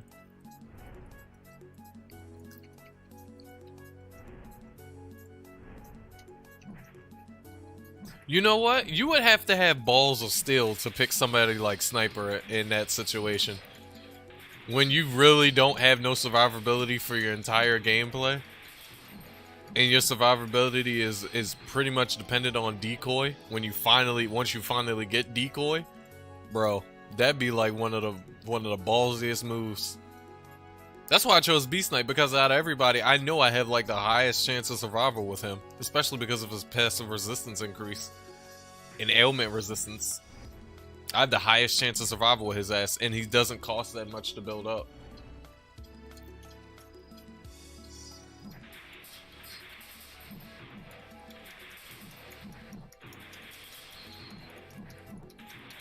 Probably would. Oh yeah, of course it would be traps in SAL. Fuck yeah. I'd be one of them. Because if I was playing on Enchanter, obviously I would go female. Unless the game forces me to go male, then I'm going to be male. But if it doesn't force me, obviously I'm going to be female on my Enchanter. Obviously.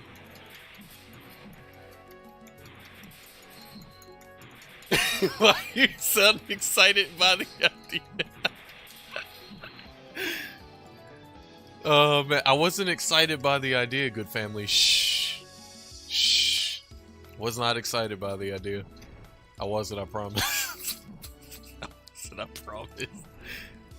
I don't advocate you being a trap and trying to pull in and trying to rope singles straight dudes into your little web. I don't advocate for that, okay? And that's not why I would want to just be a female if I could in the SAO game. It's just legitimately because my enchanter is female as in normal arena. That's why.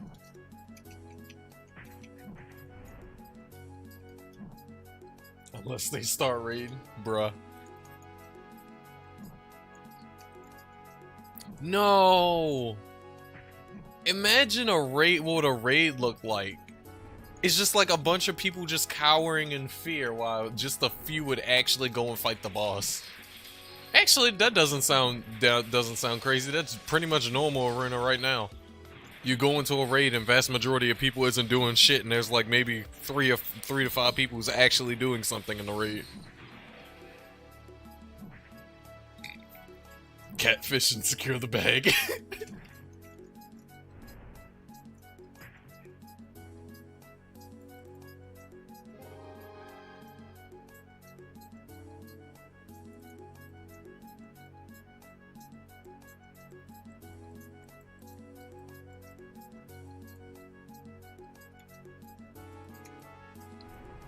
Bro, allowing Rhydon to if Rhydon comes into town every Saturday, I'm leaving town. I'm leaving town. I'm not even dealing with that. Fuck those stun beams, bro. I'm gone. The moment it's a Saturday, I'm leaving Friday night. I'm skipping town Friday night. If I have to live inside of a mob area, I will. But I'm damn sure skipping town every Friday night if I know Saturday Rhydon coming. Fuck that. I'm gonna be a day ahead of his ass. I'm gonna be a day ahead of his ass. There's no way. I'm not dealing with that. I'm gonna be in the dark continent. I don't know where the fuck I would live. My ass probably gonna be near what's his face? I'm probably gonna be near Mayo's Village, honestly.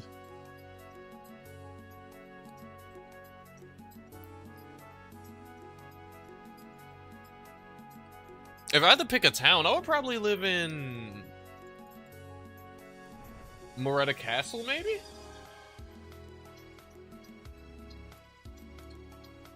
Oh yeah, you already know every weeb is going to fucking Minula. I'm probably gonna visit there, but I'll probably just stay at Moretta Castle. Either Moretta Castle, Aquatown, or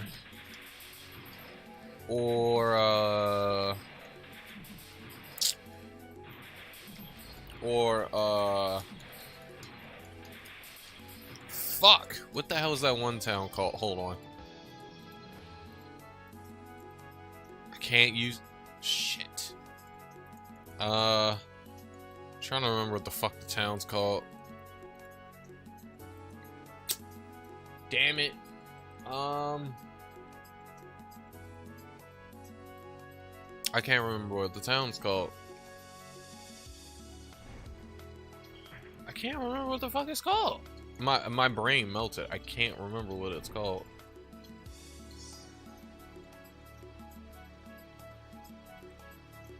Just gonna egg the god doors. Oh, that'd be one of the worst places to go to, the god towers. Cause imagine trying to fight Veltra. Cause y'all know, if y'all remember Veltra, she always takes away either your HP or your MP or both. I think she takes away both every few seconds. And then she attacks you while she doing it too. Oh, bro, that'd be terrible to fight. And she's like one of my most favorite god bosses too. Mainly because of her looks. Only because of her looks. Only because of her looks. And I love her tail. I love her Labile tail. I think I still have her Labile tail as an accessory on my samurai.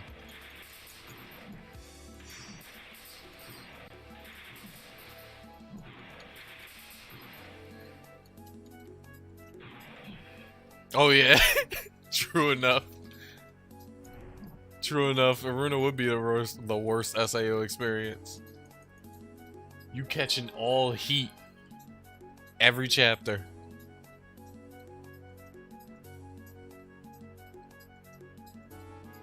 So we heard y'all wanted the SAO experience. Oh man. Imagine everybody going down. No, imagine everybody trying to level up at Moss Golems in Third Eyes. Ain't nobody going to Moss Golems in Third Eyes. Bro.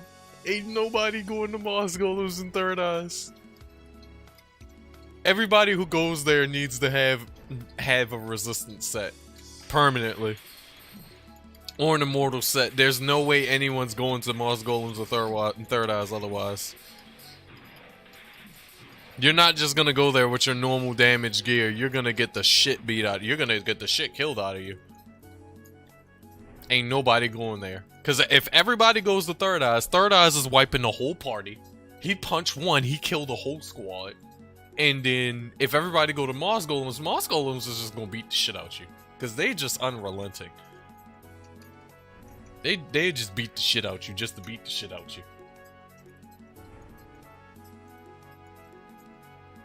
Yeah, that'd be the meta sets. Reflect, counter, immortal, and fucking, resistance. Those would be the main sets. Those would be the go-to sets everybody will farm. The let me not die while I'm stuck in this game sets. That's what the set's gonna be called.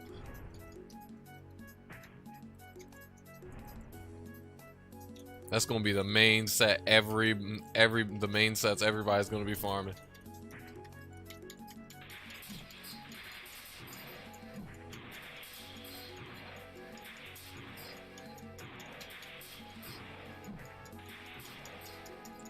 What's up, Paul? Welcome to the stream. How you doing today, fam? I hope you're doing well. Welcome, welcome.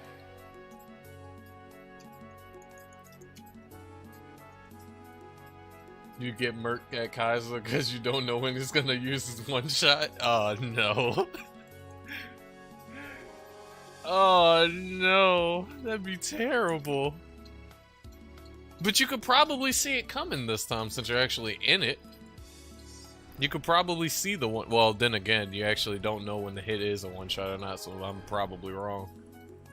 You're probably not gonna see it. Paul's been my twin for literal years because me and his ninja look the same way. Our ninjas look the same. I think the only difference was face and hair colors. There's a slight difference in face and hair colors. But otherwise, our ninjas look the same.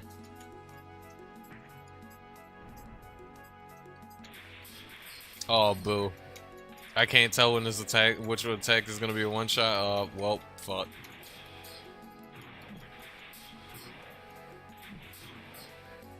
Imagine this. Imagine if we get the SAO Iruna experience, but light green eggs work how they used to work. I'm soloing every MQ. Every MQ. I'm a farm a shit ton of light green eggs, and I'm a solo every MQ. I'm gonna eat the hell out of light green eggs. I'm gonna make sure I have an item delay set on, equipped, and I'm gonna have a duffel bag full of light green eggs. And I'm gonna fight every boss in the game just like that. every boss just like that.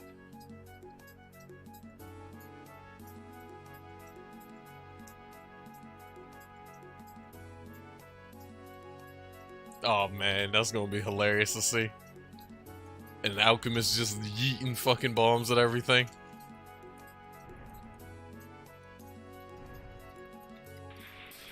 You know, be the creepiest class to play with in the SAO Iruna experience? Fucking Necromancer. Oh, that'd be the creepiest class to play with.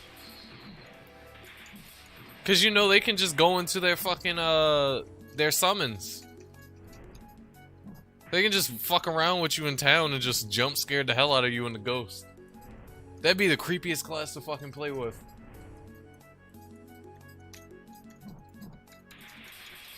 They're just gonna fuck with people just because. Necromancers will literally fuck with people just because of what they're capable of. They're literally just gonna fuck with people. Oh god, I'm evil. Not one of the Iruna devs. Oh bro, that'd be terrible. You use a light green egg, but then you're paralyzed for a week.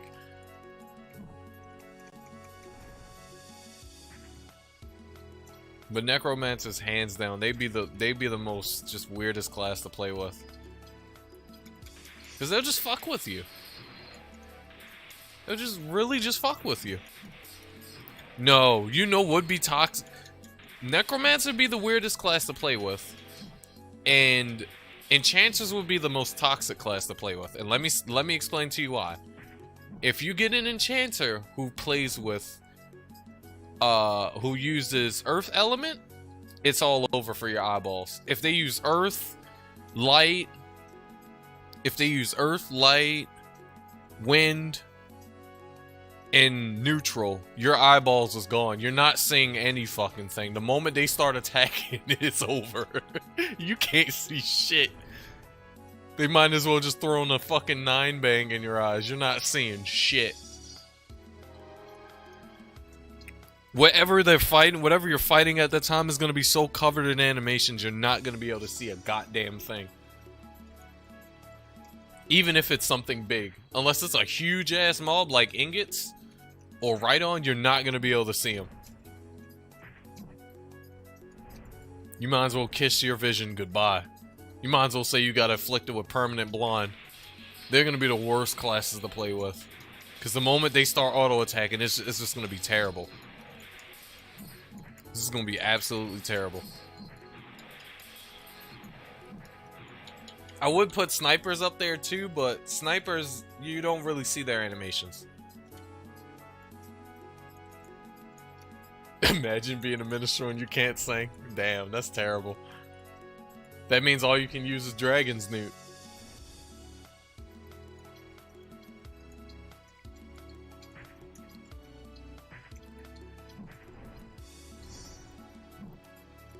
Who else? No, I forgot. Samurai would be cancer to play too, because they would just spam the fuck out of auto Eason.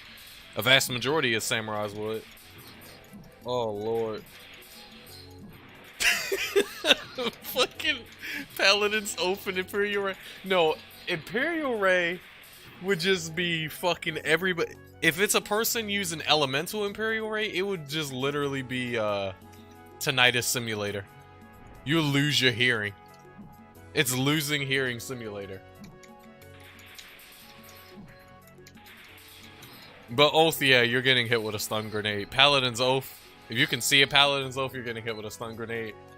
Yeah, Imperial Ray, Elemental Imperial Ray. If you use Bandersnatch Imperial Ray, it's not bad. But if you use Elemental Imperial Ray, that's when it's terrible. And it's gonna be loud as fuck. Loud as fuck. And just being a social warrior staying in town, that's terrible. Oh, Imperial Ray is gonna be so bad. Blonde for 300 seconds.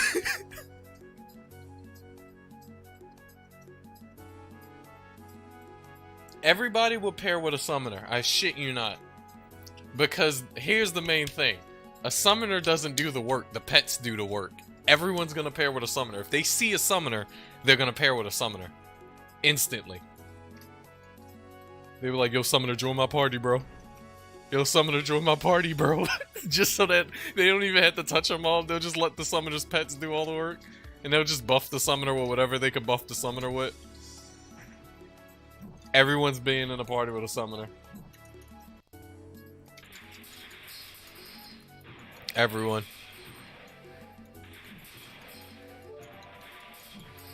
Because why sit there and risk your life when you can use the summoner's pets to do all the work for you? It would make sense if they can let summoners tame monsters. It would make sense if they would let you. I would tame some shit. Here'd be my monster squad. No cap. If I could tame a boss, I would tame Eason's ass. I'm taming Third Eyes, and I'm taming Moss Golems. That's my squad right there. That's my summon squad right there. Third Eyes, Moss Golems, Eason's ass. That's squad right there. No cap, no printer. That's my summon squad. That's my clear the entire game in one day squad right there. I'm getting Menla as a dragon. I'm taming Josh.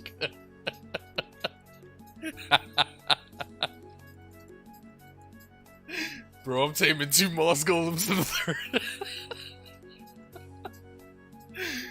Bro, that's called the squad right there. 2 moss golems in the third eye, that's the squad.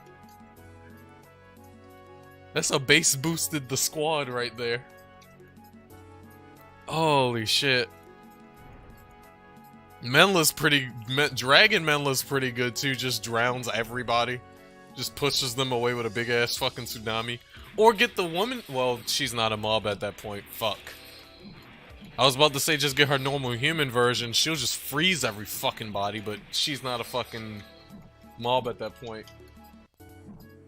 Magic, no wait, what's the bigger Kimjus and Colons called? There is some big ass Kimjus and Colons in the game. I forgot what the fuck their names are though, but you could use those to be honest with you.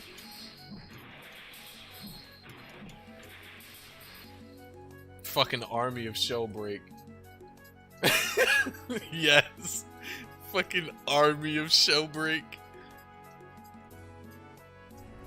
Jusal would be OP. She'd be OP as hell, cause she freezing everybody. Just like Eason, but on a worse scale.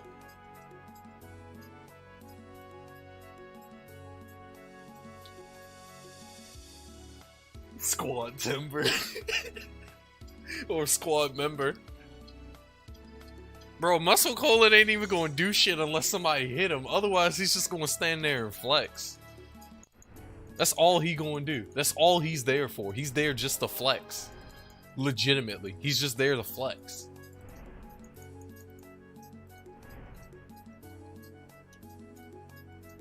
He's just coming to flex on everybody. His flex game gonna be too strong when he enters the battlefield.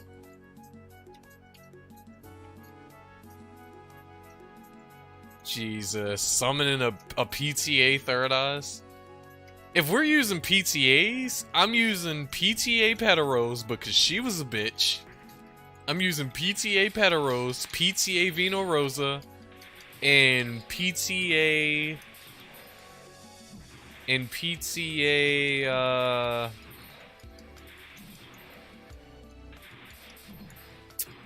And PTA, Bro, I'm using PTA Spook.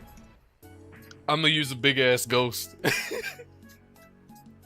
But definitely gonna be PTA Vino Rosa and PTA Petaros. Definitely, hands down. Magic Eye will be a good PTA too. You just gonna say PTA Vino Rosa? Hell yeah, I'm gonna use PTA Vino Rosa. You shitting me? Hell yeah, that's default choice right there, PTA Vino Rosa. That's fucking default.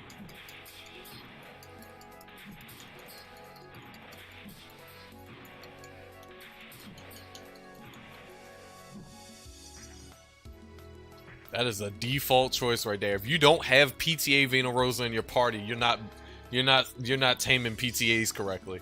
You gotta have PTA Vino Rosa, hands down. Hands fucking down. It's the only way to go. Only way to go. Gotta have her. Anybody else can be random, but you gotta have PTA Vino Rosa. Have to.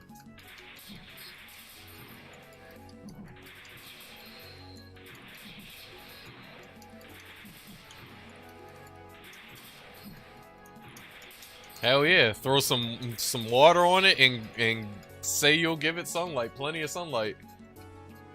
No, I'm getting PTA Tsuchinoko. I'm getting my baby. I'm getting PTA Tsuchinoko. Even if he's not the best, even if he's not the strongest, my baby will prevail. I'm getting PTA Tsuchinoko. I'm getting PTA Tsuchinoko, hands down. I actually need to go down to that area and spawn one day just to see how fucking big he gets. I want to see a PTA Tsuchinoko so bad. I need to go down there one day and just farm PTA Tsuchi until he spawns. I want to see a PTA Tsuchinoko. He's probably going to be fucking adorable and terrifying at the same time.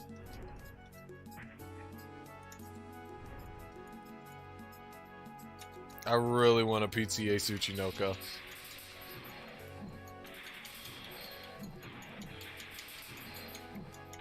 Oh, you was doing a bishop quest and you someone? Oh my god, I love Tsuchi. That's my baby.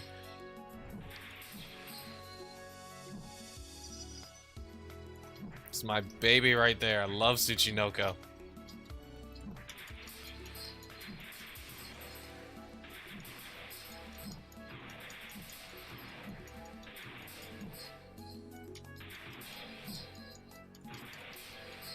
Yeah, you can one-shot Tsuchi. He's not that hard. Yeah, you can one-shot Tsuchi. Low-key become an alchemist. But then you would have to have a massive bag for all that shit you have to carry with you. All those fucking bombs. And imagine you accidentally drop your fucking travel bag with all your fucking, basically all your skills in it. And all that shit goes off at once. It'd be like a fucking nuke. Oh, bruh. Bruh, it'd be like a fucking nuke going off. Just imagine that an alchemist accidentally drops their fucking alchemy bag on the ground. Which basically is all their fucking skills that they just dropped. The fucking nuke goes off.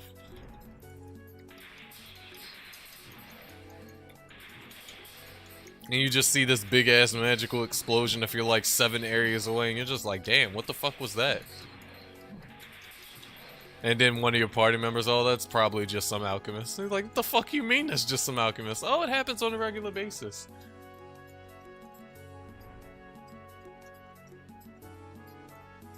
Curse rain, killing everybody because I'm in the area. Bro. That's terrible. That is terrible. You won't really do the player base like that with Curse Rain.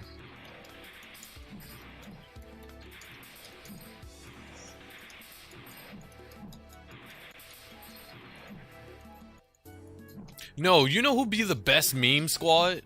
A meme squad of ninjas who spams domination. Bro, they'd be the best meme squad ever. Because realistically, unless they get poisoned or stunned, they're not going to die. And they're gonna constantly give themselves clones, even if they get blinded. Bro, they're gonna be the best meme squad. That's the best meme squad. Because they're just gonna spam domination and constantly get clones, especially if they have small crack major, or they'll just, well... Yeah, this still stands. They can still just spam domination. Because it'll constantly stop the MP drain from their fucking clones.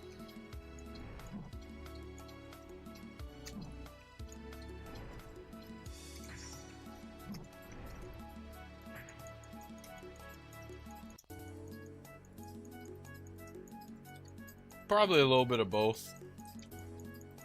Probably both.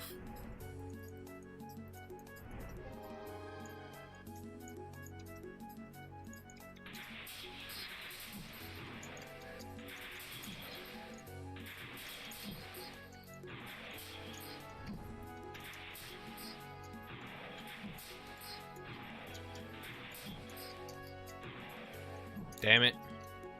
I didn't have enough mobs. Fuck no. They ain't gonna release in the Iruna HD.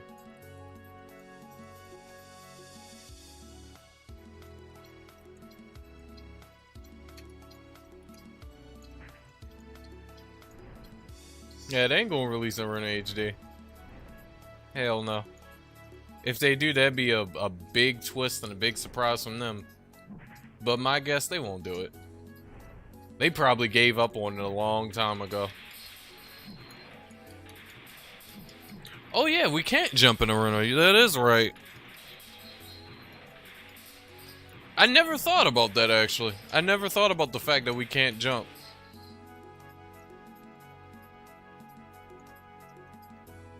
We can run, we can emote and everything, but we can't jump. There's not even a jump emote. As far as I know. Is there a jump emote? Fuck no.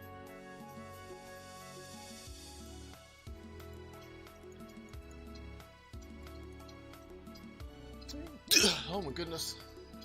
Hey, the weather cleared up. Good. Tonight should hopefully be good as far as working goes. Hopefully I make some good monies doing deliveries. I made fucking like $80 yesterday from doing deliveries. I did 11 orders. I made bank. Only for like 3 hours of being online too. I wanted to work this morning, but fucking it was raining this morning for whatever odd reason. It was probably raining last night, like shortly after I got back home. And I guess it rained all the way into the morning. So I couldn't go out this morning. But I'm going out this afternoon though.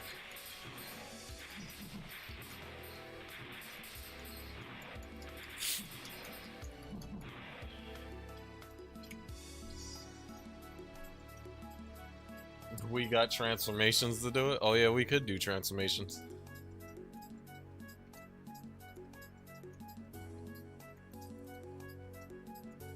We could do transformations.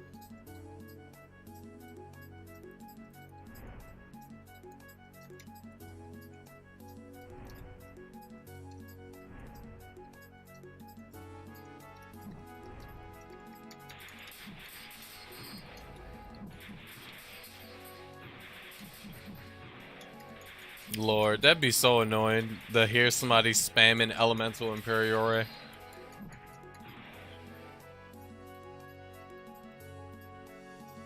That, and you know what's so funny?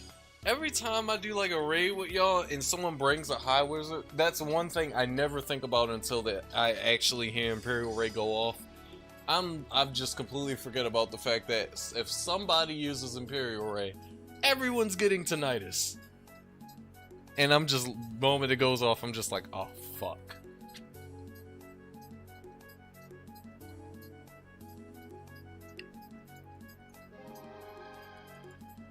I'm just like, oh fuck.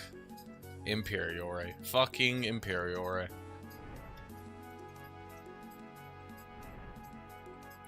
I'm legit the guy that spams it and reads. Even if you lower your volume, Imperial Rage just fucking bass boot is decibel boosted to like plus 20. Even if you lower your volume, like, it's just stupidly loud. I don't know why they made Imperial Ray the loudest skill in this fucking game, but it's so damn loud. Even if you turn down your volume. And it's only when you use Elemental Imperial Ray. It's only when you use Elemental. When you use it with Bandersnatch, it's not that bad. It doesn't even make a sound, I don't think. No, it makes like a little... It makes like a little, chiming sound like you found a gem or an item or something like that.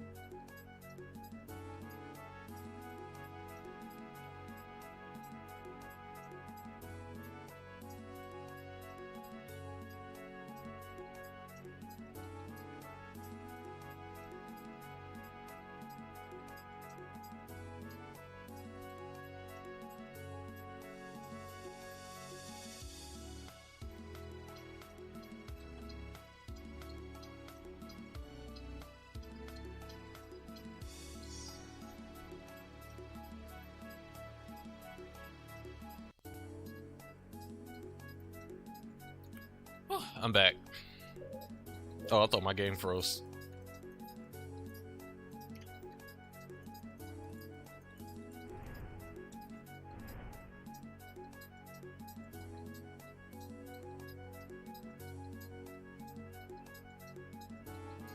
We are back. Just bought 8 fucking GPC cards. Jesus.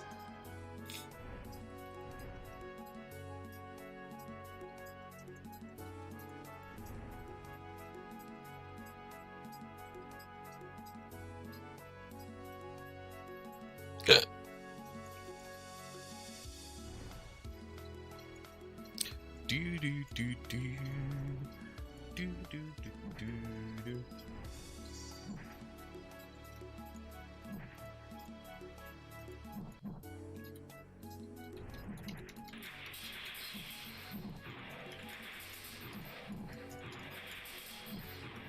Yeah, you can at least jump in Toram.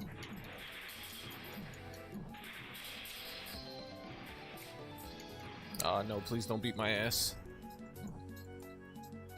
My ass! There we go.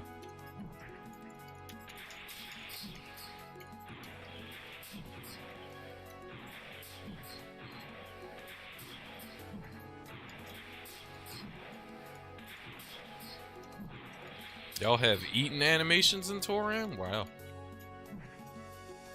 We ain't got eating animations. We kinda just fucking consume items. We out this bitch like old Final Fantasy out here. You fucking tap select on an item and to consume it.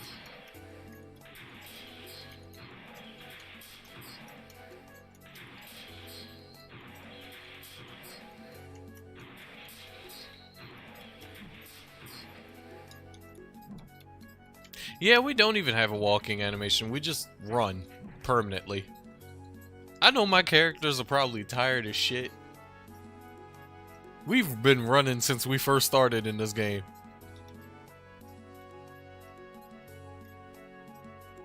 Bro, I know everybody's character's about tired as a motherfucker.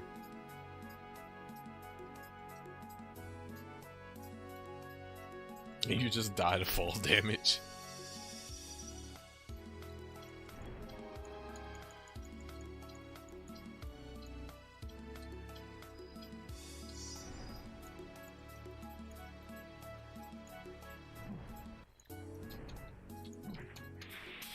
Alright, I shouldn't get hit by what's its face.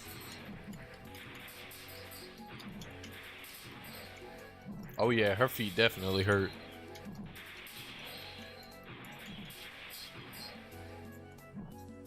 Those feet been hurting.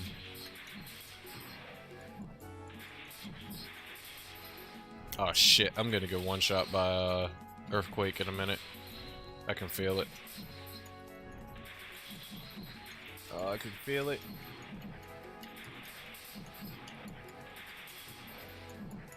That would probably be the most painful thing ever, for trying to fight a boss with some high heels on. Or fucking stilettos. Holy shit, that'd be difficult.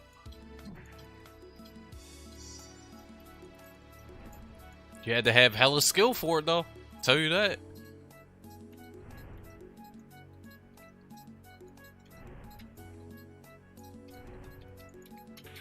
Had to have hella skill for something like that.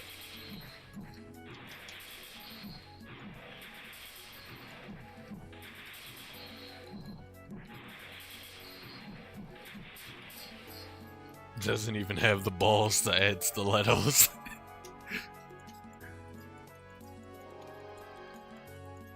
It's possibly stilettos on one costume skin.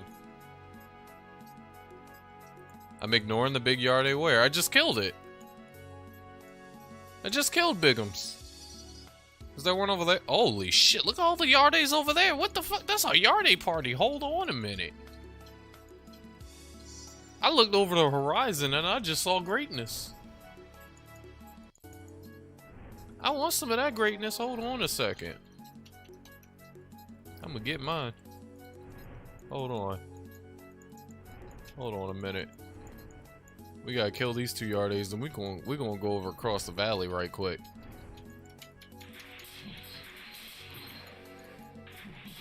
Cause they having a whole ass yardie party over there, and I wasn't even fucking invited. That was rude as hell. Alright, let's go over there to the yardie. Oh, wait a minute. He's not dead yet. Fuck this one yardie that's just here. Alright, let's go over there to the yardie party over here. Yo, they having a party. Wait a minute. I have an idea. Actually, I have an idea. I have an idea. I'm gonna pull this one over there. We'll blind him. Come on, buddy. Fuck, there's the second one. Wait, we're gonna grab the second one. Come on, you two. There's the third one. You come to. You know what? Fine. Fuck it. The more the merrier.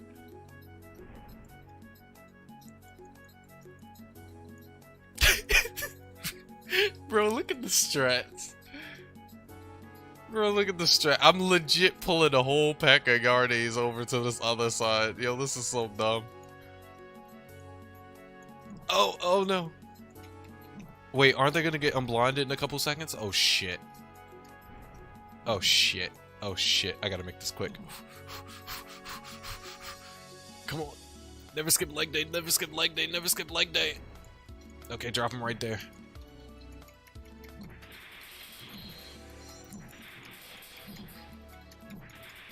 Bro, that was just a strat right there. Oh, they just earthquaked the thing. Oh, I luckily killed them all. That was a hell of a strat I just pulled off right there. Yeah, I know. All it would have took was one earthquake. That's why I blinded their ass. All it would have took was one. What, hon? Doesn't matter. Huh?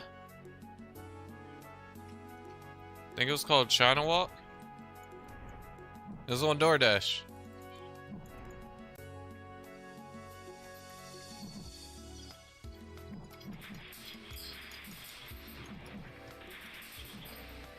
Yeah, all it fucking took would have been one earthquake. That'd have been the end of my ass. Oh shit, one of the Yardies is unblinded. Please don't earthquake.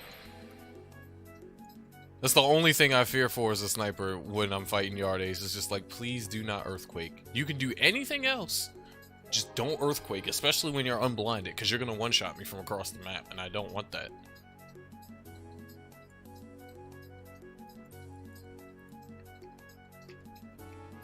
It's blind 1, blind 2. And the funny thing about Earthquake in Yardies too, is even if they're blinded, if they do use it and you're close enough to them, you could still get one-shot by it. You just have to make sure you're completely at distance.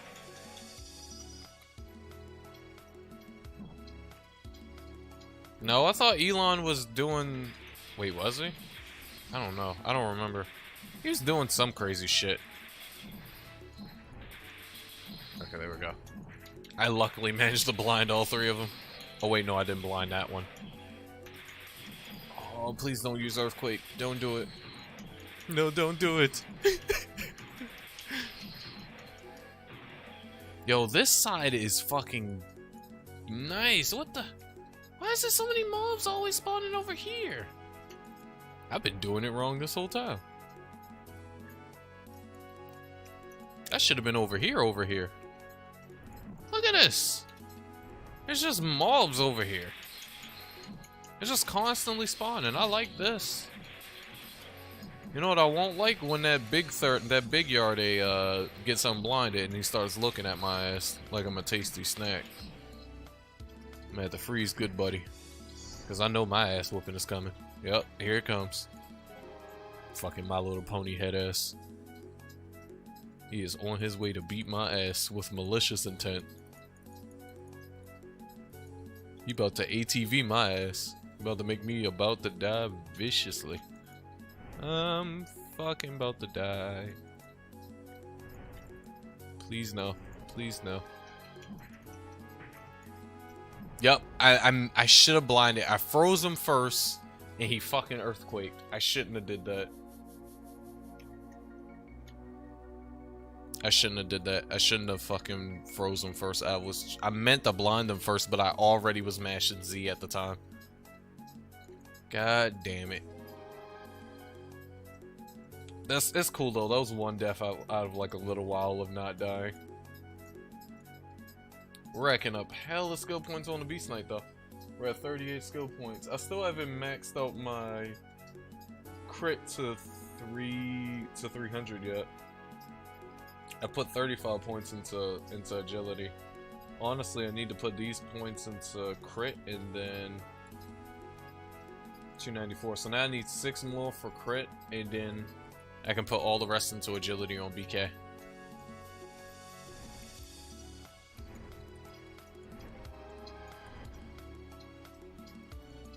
You know, I didn't watch Ready Player One. I just saw some like clips and shit from Ready Player One.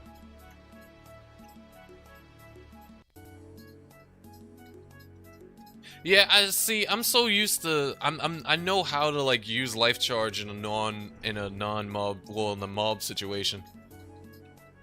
Especially when it comes to like using as a sniper. I just know, because I already know if you use life charge whilst you're attacking a mob, and it'll wind up killing you because you have negative resistance plus minus 100% or plus 100%. Well, yeah, minus 100%. So the idea is, fuck, I might as well just kill them all. The idea is you use it after you blind and freeze the mob, and you get a good distance away from the mob, so that way they can't touch you while you're stuck standing still. Good thing about life charge is, when you do it as a sniper, you have a way to get around life charge. If you use Fairy Wind, and you use, let me show you actually. I can tell you better. I can show you better than I can tell you. If you use Fast Shot, right? If you have Fairy Wind active, you have Agility active. You could also do High Cycle if you have it, but you don't need High Cycle necessarily. But if you use Fast Shot, you can move around with Fast Shot. Oh, wait. I think you need Skill Delay for this. Hold on. You may need Skill Delay for this.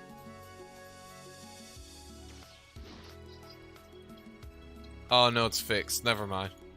Well, at any rate, at least with Fairy Wind, you can use Fast Shot and you can still move around with Fast Shot, because Fast Shot works the same way as Life Charge, where when you use it, technically you're not supposed to be able to move with Fast Shot, but if you use Fast Shot with Fairy Wind will allow you to move with Fast Shot. But I guess it doesn't work with Life Charge like I thought it did. I thought it worked with Life Charge too. It only works with Fast Shot.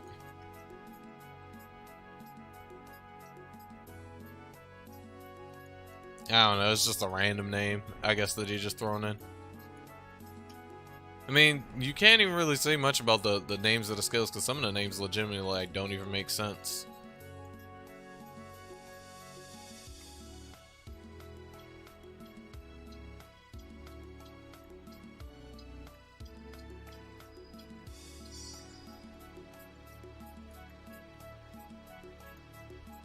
They're worse than dragons in Iruna? That's funny. Oh shit, gotta blind him. Yup, he hit me with Earthquake. Oh my goodness, he nearly one-shot me with it. Yeah, you gotta get frozen, good buddy. That was a dick move. That was a dick move. Wait, no. Huh? Why'd you get unfrozen and unblinded? Oh, I'm so glad you're missing. Fuck you, idiot. Now he's gonna slowly make his way downtown. Come on.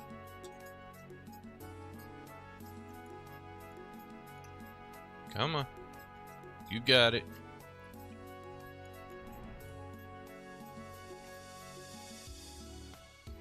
Come on.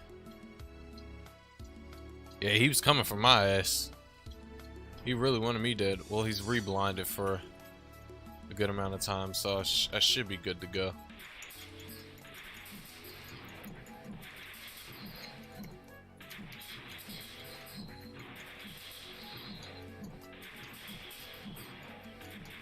Alright, the first two should die. Yep. And now I just got big guy. And now he's gonna come for my ass.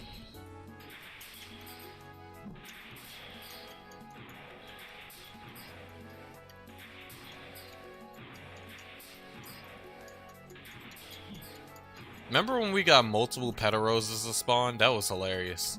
PTA Petaroses was so much fun to farm though, because they gave a shit ton of XP. I miss farming PTA Petaroses. We gotta do that shit again.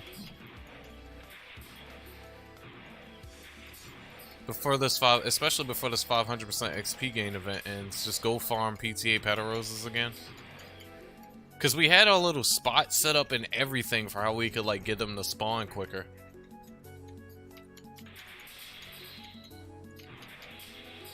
I would much rather want to have my Beast Knight 300 though before I do it. And not try to get him 300 so that way I can get the increased damage from Blood Nail. But yo, we gotta do that shit again because that shit was great for leveling.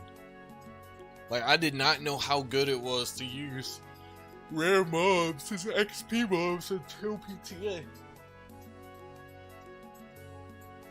But we got so much XP. I think PTA Petaros was dropping 100 mil XP for me per kill. I think. It was like 50 mil plus. Everybody was like getting 50 mil plus per Petaros. And then we had like waves of Petaroses spawning. And we just kept killing them, and we was just getting a shit ton of XP. PTA Petaroses are shit.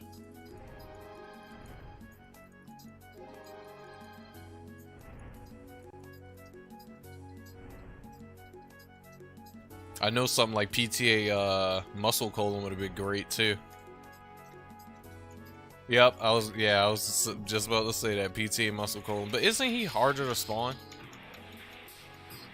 than Petaros?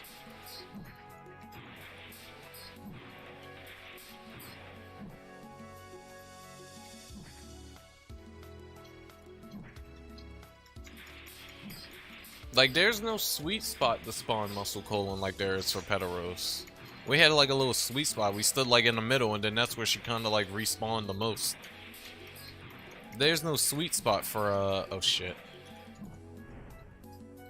There's no sweet spot for yeah, I figured he was hard. I figured he was.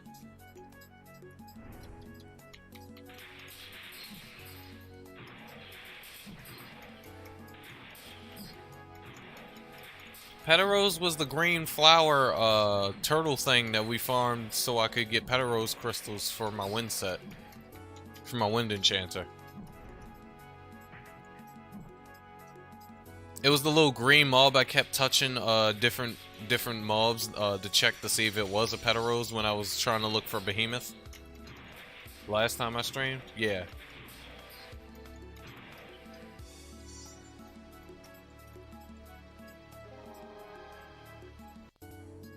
That's her.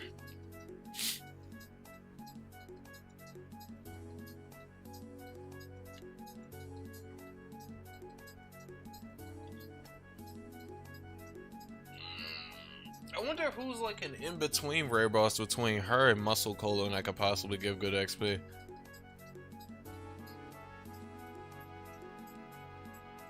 I wonder.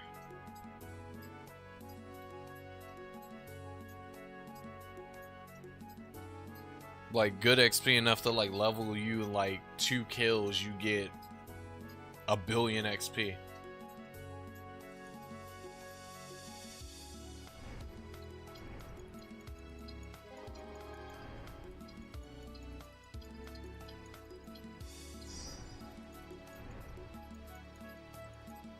Well, technically, if you use Muscle Colon, he gives you 500. You can get 1 bill.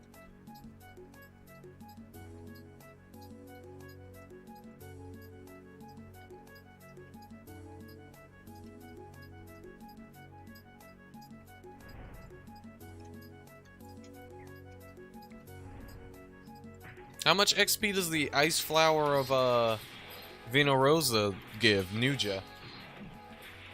The chick who drops Blood Rose Chakra. Oh, how did I get hit? How much XP does that rare boss gives?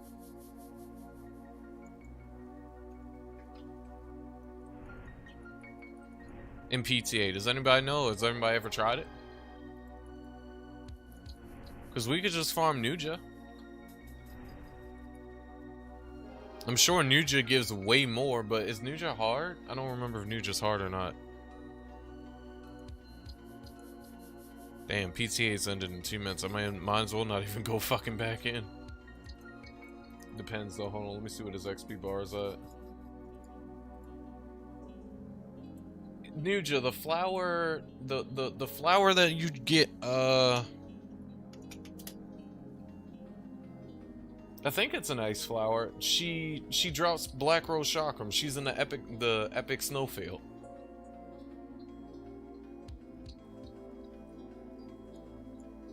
I think that's what her name is.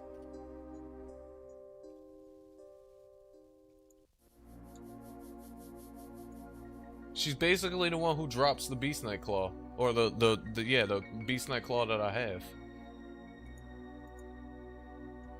Her name's spelled like this. Hold on. Where's chat?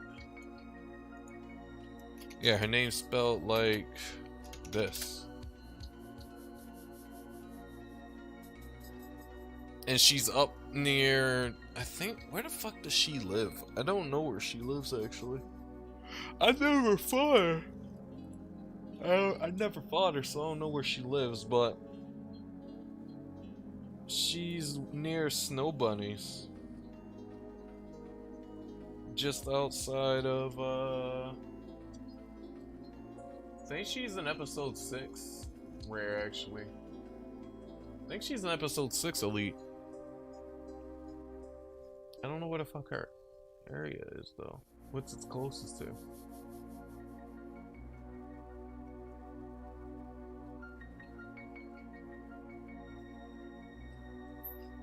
Okay, her area is just outside of Balloon City. Yeah, she is an episode 6 mob. She's just outside of Balloon City.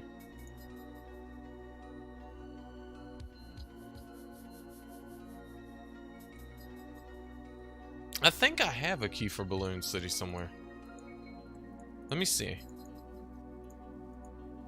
I'm gonna end the stream soon because I gotta, you know, go out and make that monies. Go make the monies, but let me see, maybe if I use this. Try to see if I can't find the area that she's in. Hard pass, is she that bad? She can't be that bad if so many people farmed her for the fucking Black Rose Chakram. I mean, so many people farmed her for the Black Rose Chakram. Oh yeah, you can just teleport right there from the crystal. Yeah, this area.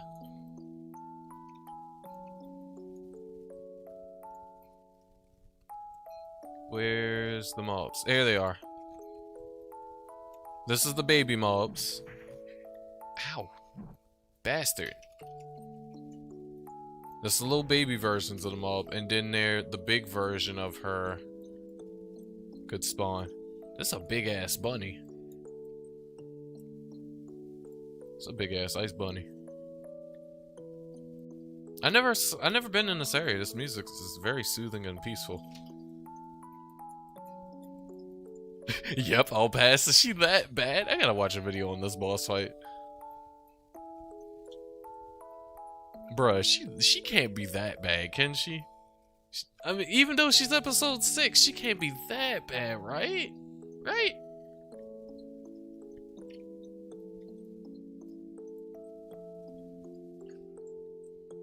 Does she clear buffs or does she just hit like a fucking truck?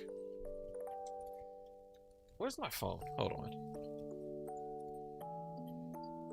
Imagine the worst thing I can, right on mixed with you saw.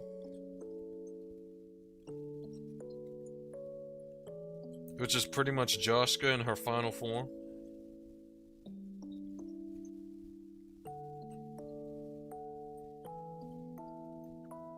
Can't be that bad. Yeah, she's a mini boss. She's an elite.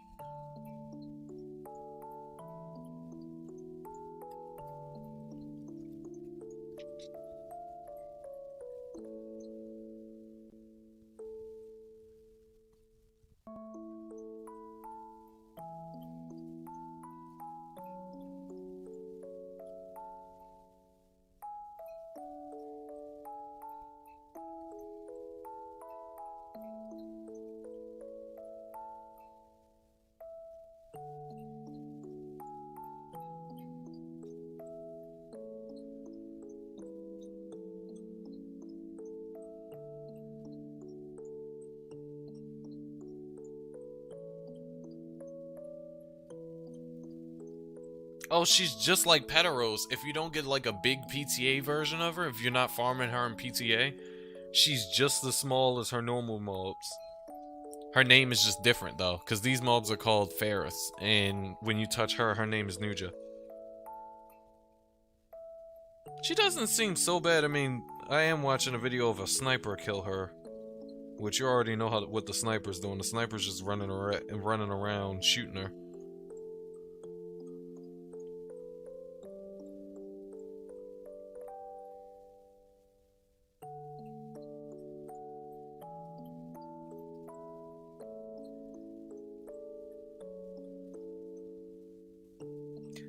I don't know what's been going on my phone. Like, especially when I go on YouTube, like, I try to fucking tap to, like, go through a video, just to cut through a video, and my fucking phone will just, like, lag. Oh, not lag, but it won't fucking seek through. Don't know why the fuck it does that.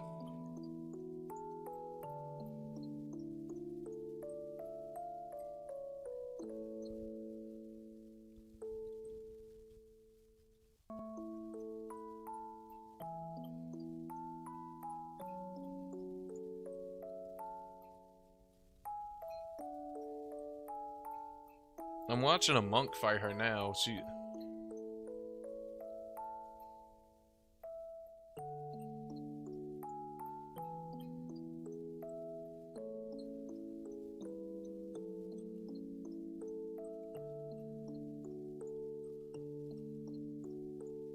Looks like the most status ailments she actually do is about poison. That's it.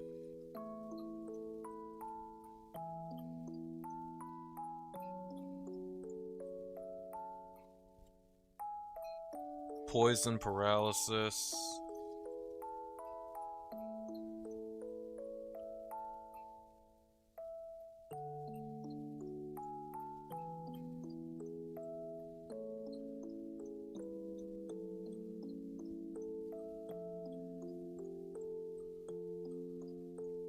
And she stuns.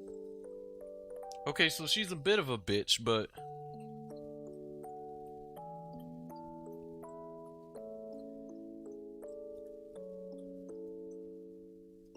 she doesn't look too terribly bad, though.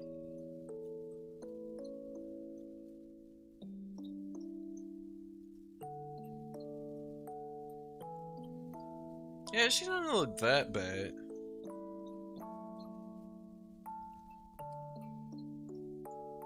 Hell, even a minstrel was able to solo her. I say that, and then we fight her, and then she's like absolutely a bitch, but she doesn't look too bad. I mean, the most she seems like she does is just paralyze you, paralyzes you, poisons you, and stuns you. And if you're a sniper, you can just be a bitch and run away and just spam her with arrows, and anything else is just like, yeah, hope you got a good build.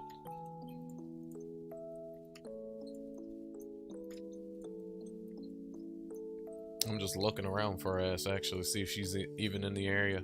She is! There's two? Wait. Huh? Excuse... What? There's no way there's 3 elite bosses here right now. You're lying. Hold on. There's no way you're telling me there's fucking 3 elite bosses here right now. I'll do this.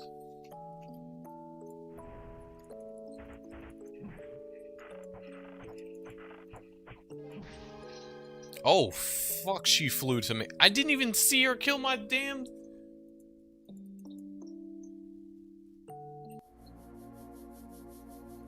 That, okay,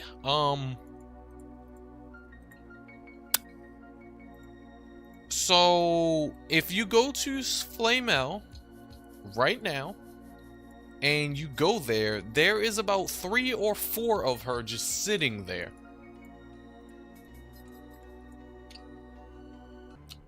Right now. There's about 3 or 4 Nujas just chilling.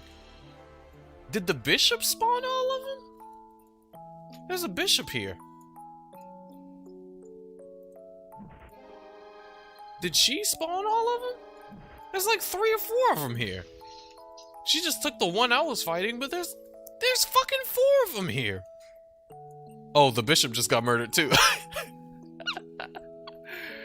Bro, what? I've never seen this before. I've never seen multiple mobs here. Oh, you didn't? Oh, you're also on the stream, lol. What the fuck is this? I've never seen this ever in my life. I've never seen a bunch of elites just chilling in the area. This is terrifying. I want to see if I can kill one.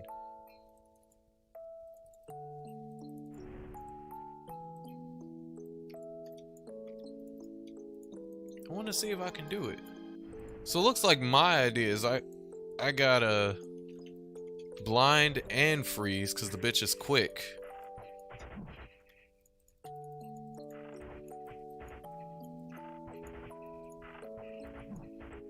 Move, sniper. My sniper wouldn't move. He wouldn't move. He kept pausing, and because I don't have enough ASPD, he kept fucking, you know what? He kept fucking pausing every time.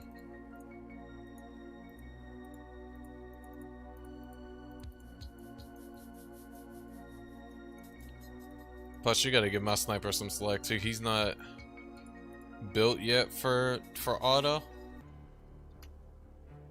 He's not built yet for auto. Oh, she's dark. She's weak to light. I do have a light bow. He's not built for auto, and I don't have that skill that does the shit ton of DPS for snipers. Auto DPS. So you gotta give me some credit. I could possibly do this on my sniper. I just need to kite her perfectly.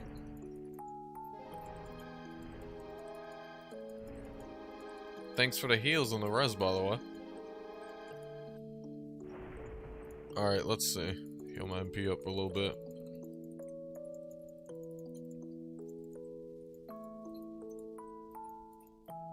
Where is my...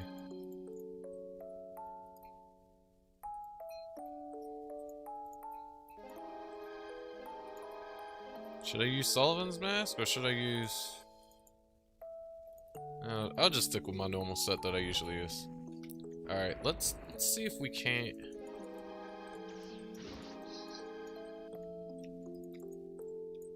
Oh, right, fuck, I forgot that fucks with my thing.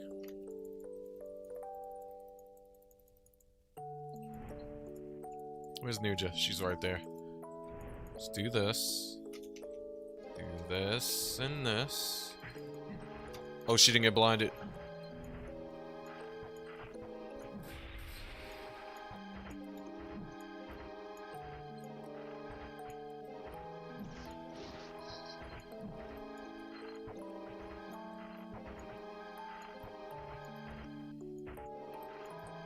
Oh, sniper, keep moving!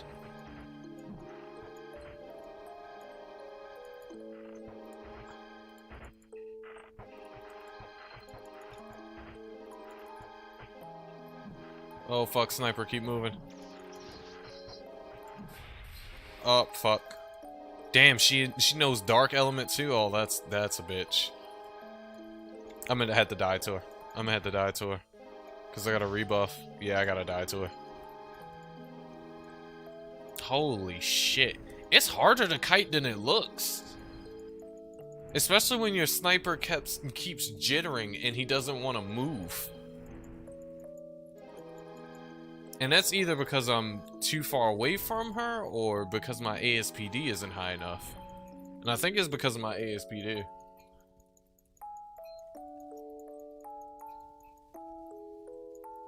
Because I've seen snipers kite and they can do it in a circle with no issues. I just think it's because of my ASPD that I can't kite as easy as others could. Where's White Savior?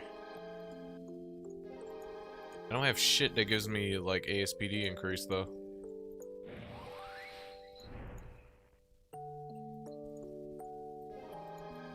Well, I mean, I do have this.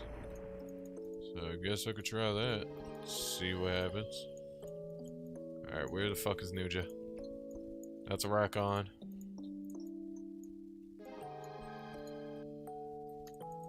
Okay, here we go. Blind. Blind. Blind. Freeze.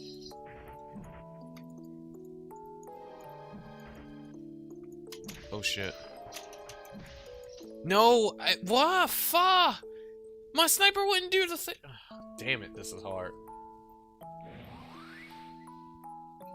I'm not used to this playstyle.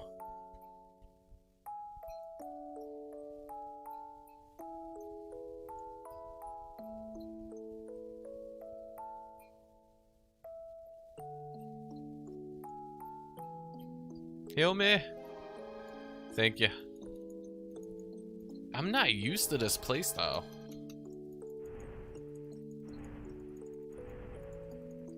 Fuck, man. Okay. Attack interval dark. Swap to White Savior. And yoink. Okay, she's blinded. Now we're just gonna...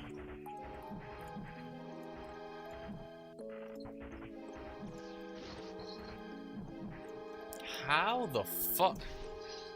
She was blinded, and then she hit me with fucking Nemesis. How the fuck does other snipers do this?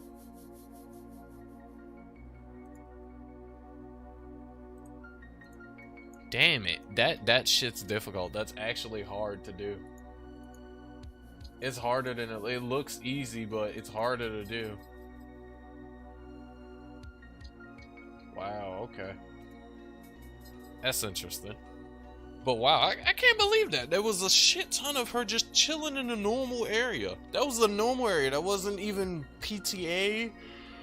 No, is that grinding? Grinding her at all? She was just there. Chilling. Waiting for somebody to come and act up.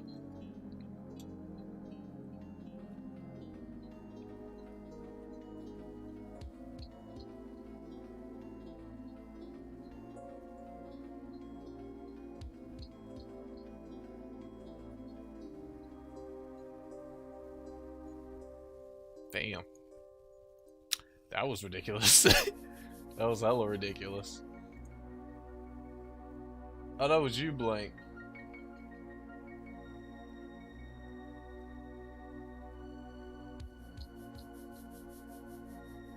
Yeah, I mean, she doesn't look that... For a sniper, she's hard because of the moment she touches you, you're fucking gone. And if you don't have the proper, like, auto setup, you're not gonna be able to kill her.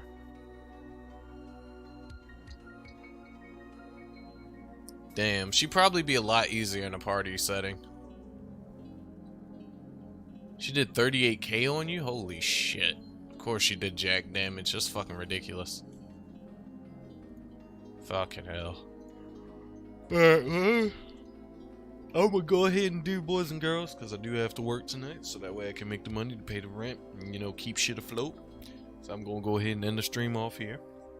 So I'd like to thank everybody ever so much for watching, and I will see y'all next time I come on. Probably... I don't know. I don't want to get y'all hopes up and say, oh, it's gonna be like tomorrow or something. But next time I stream, hopefully Kaguya's level 300, and hopefully I have my skills so we can do some tests and shit like that on her.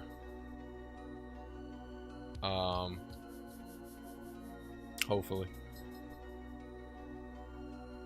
Let me know how it goes, Blank. Let me know how it goes in Discord when you finally kill her.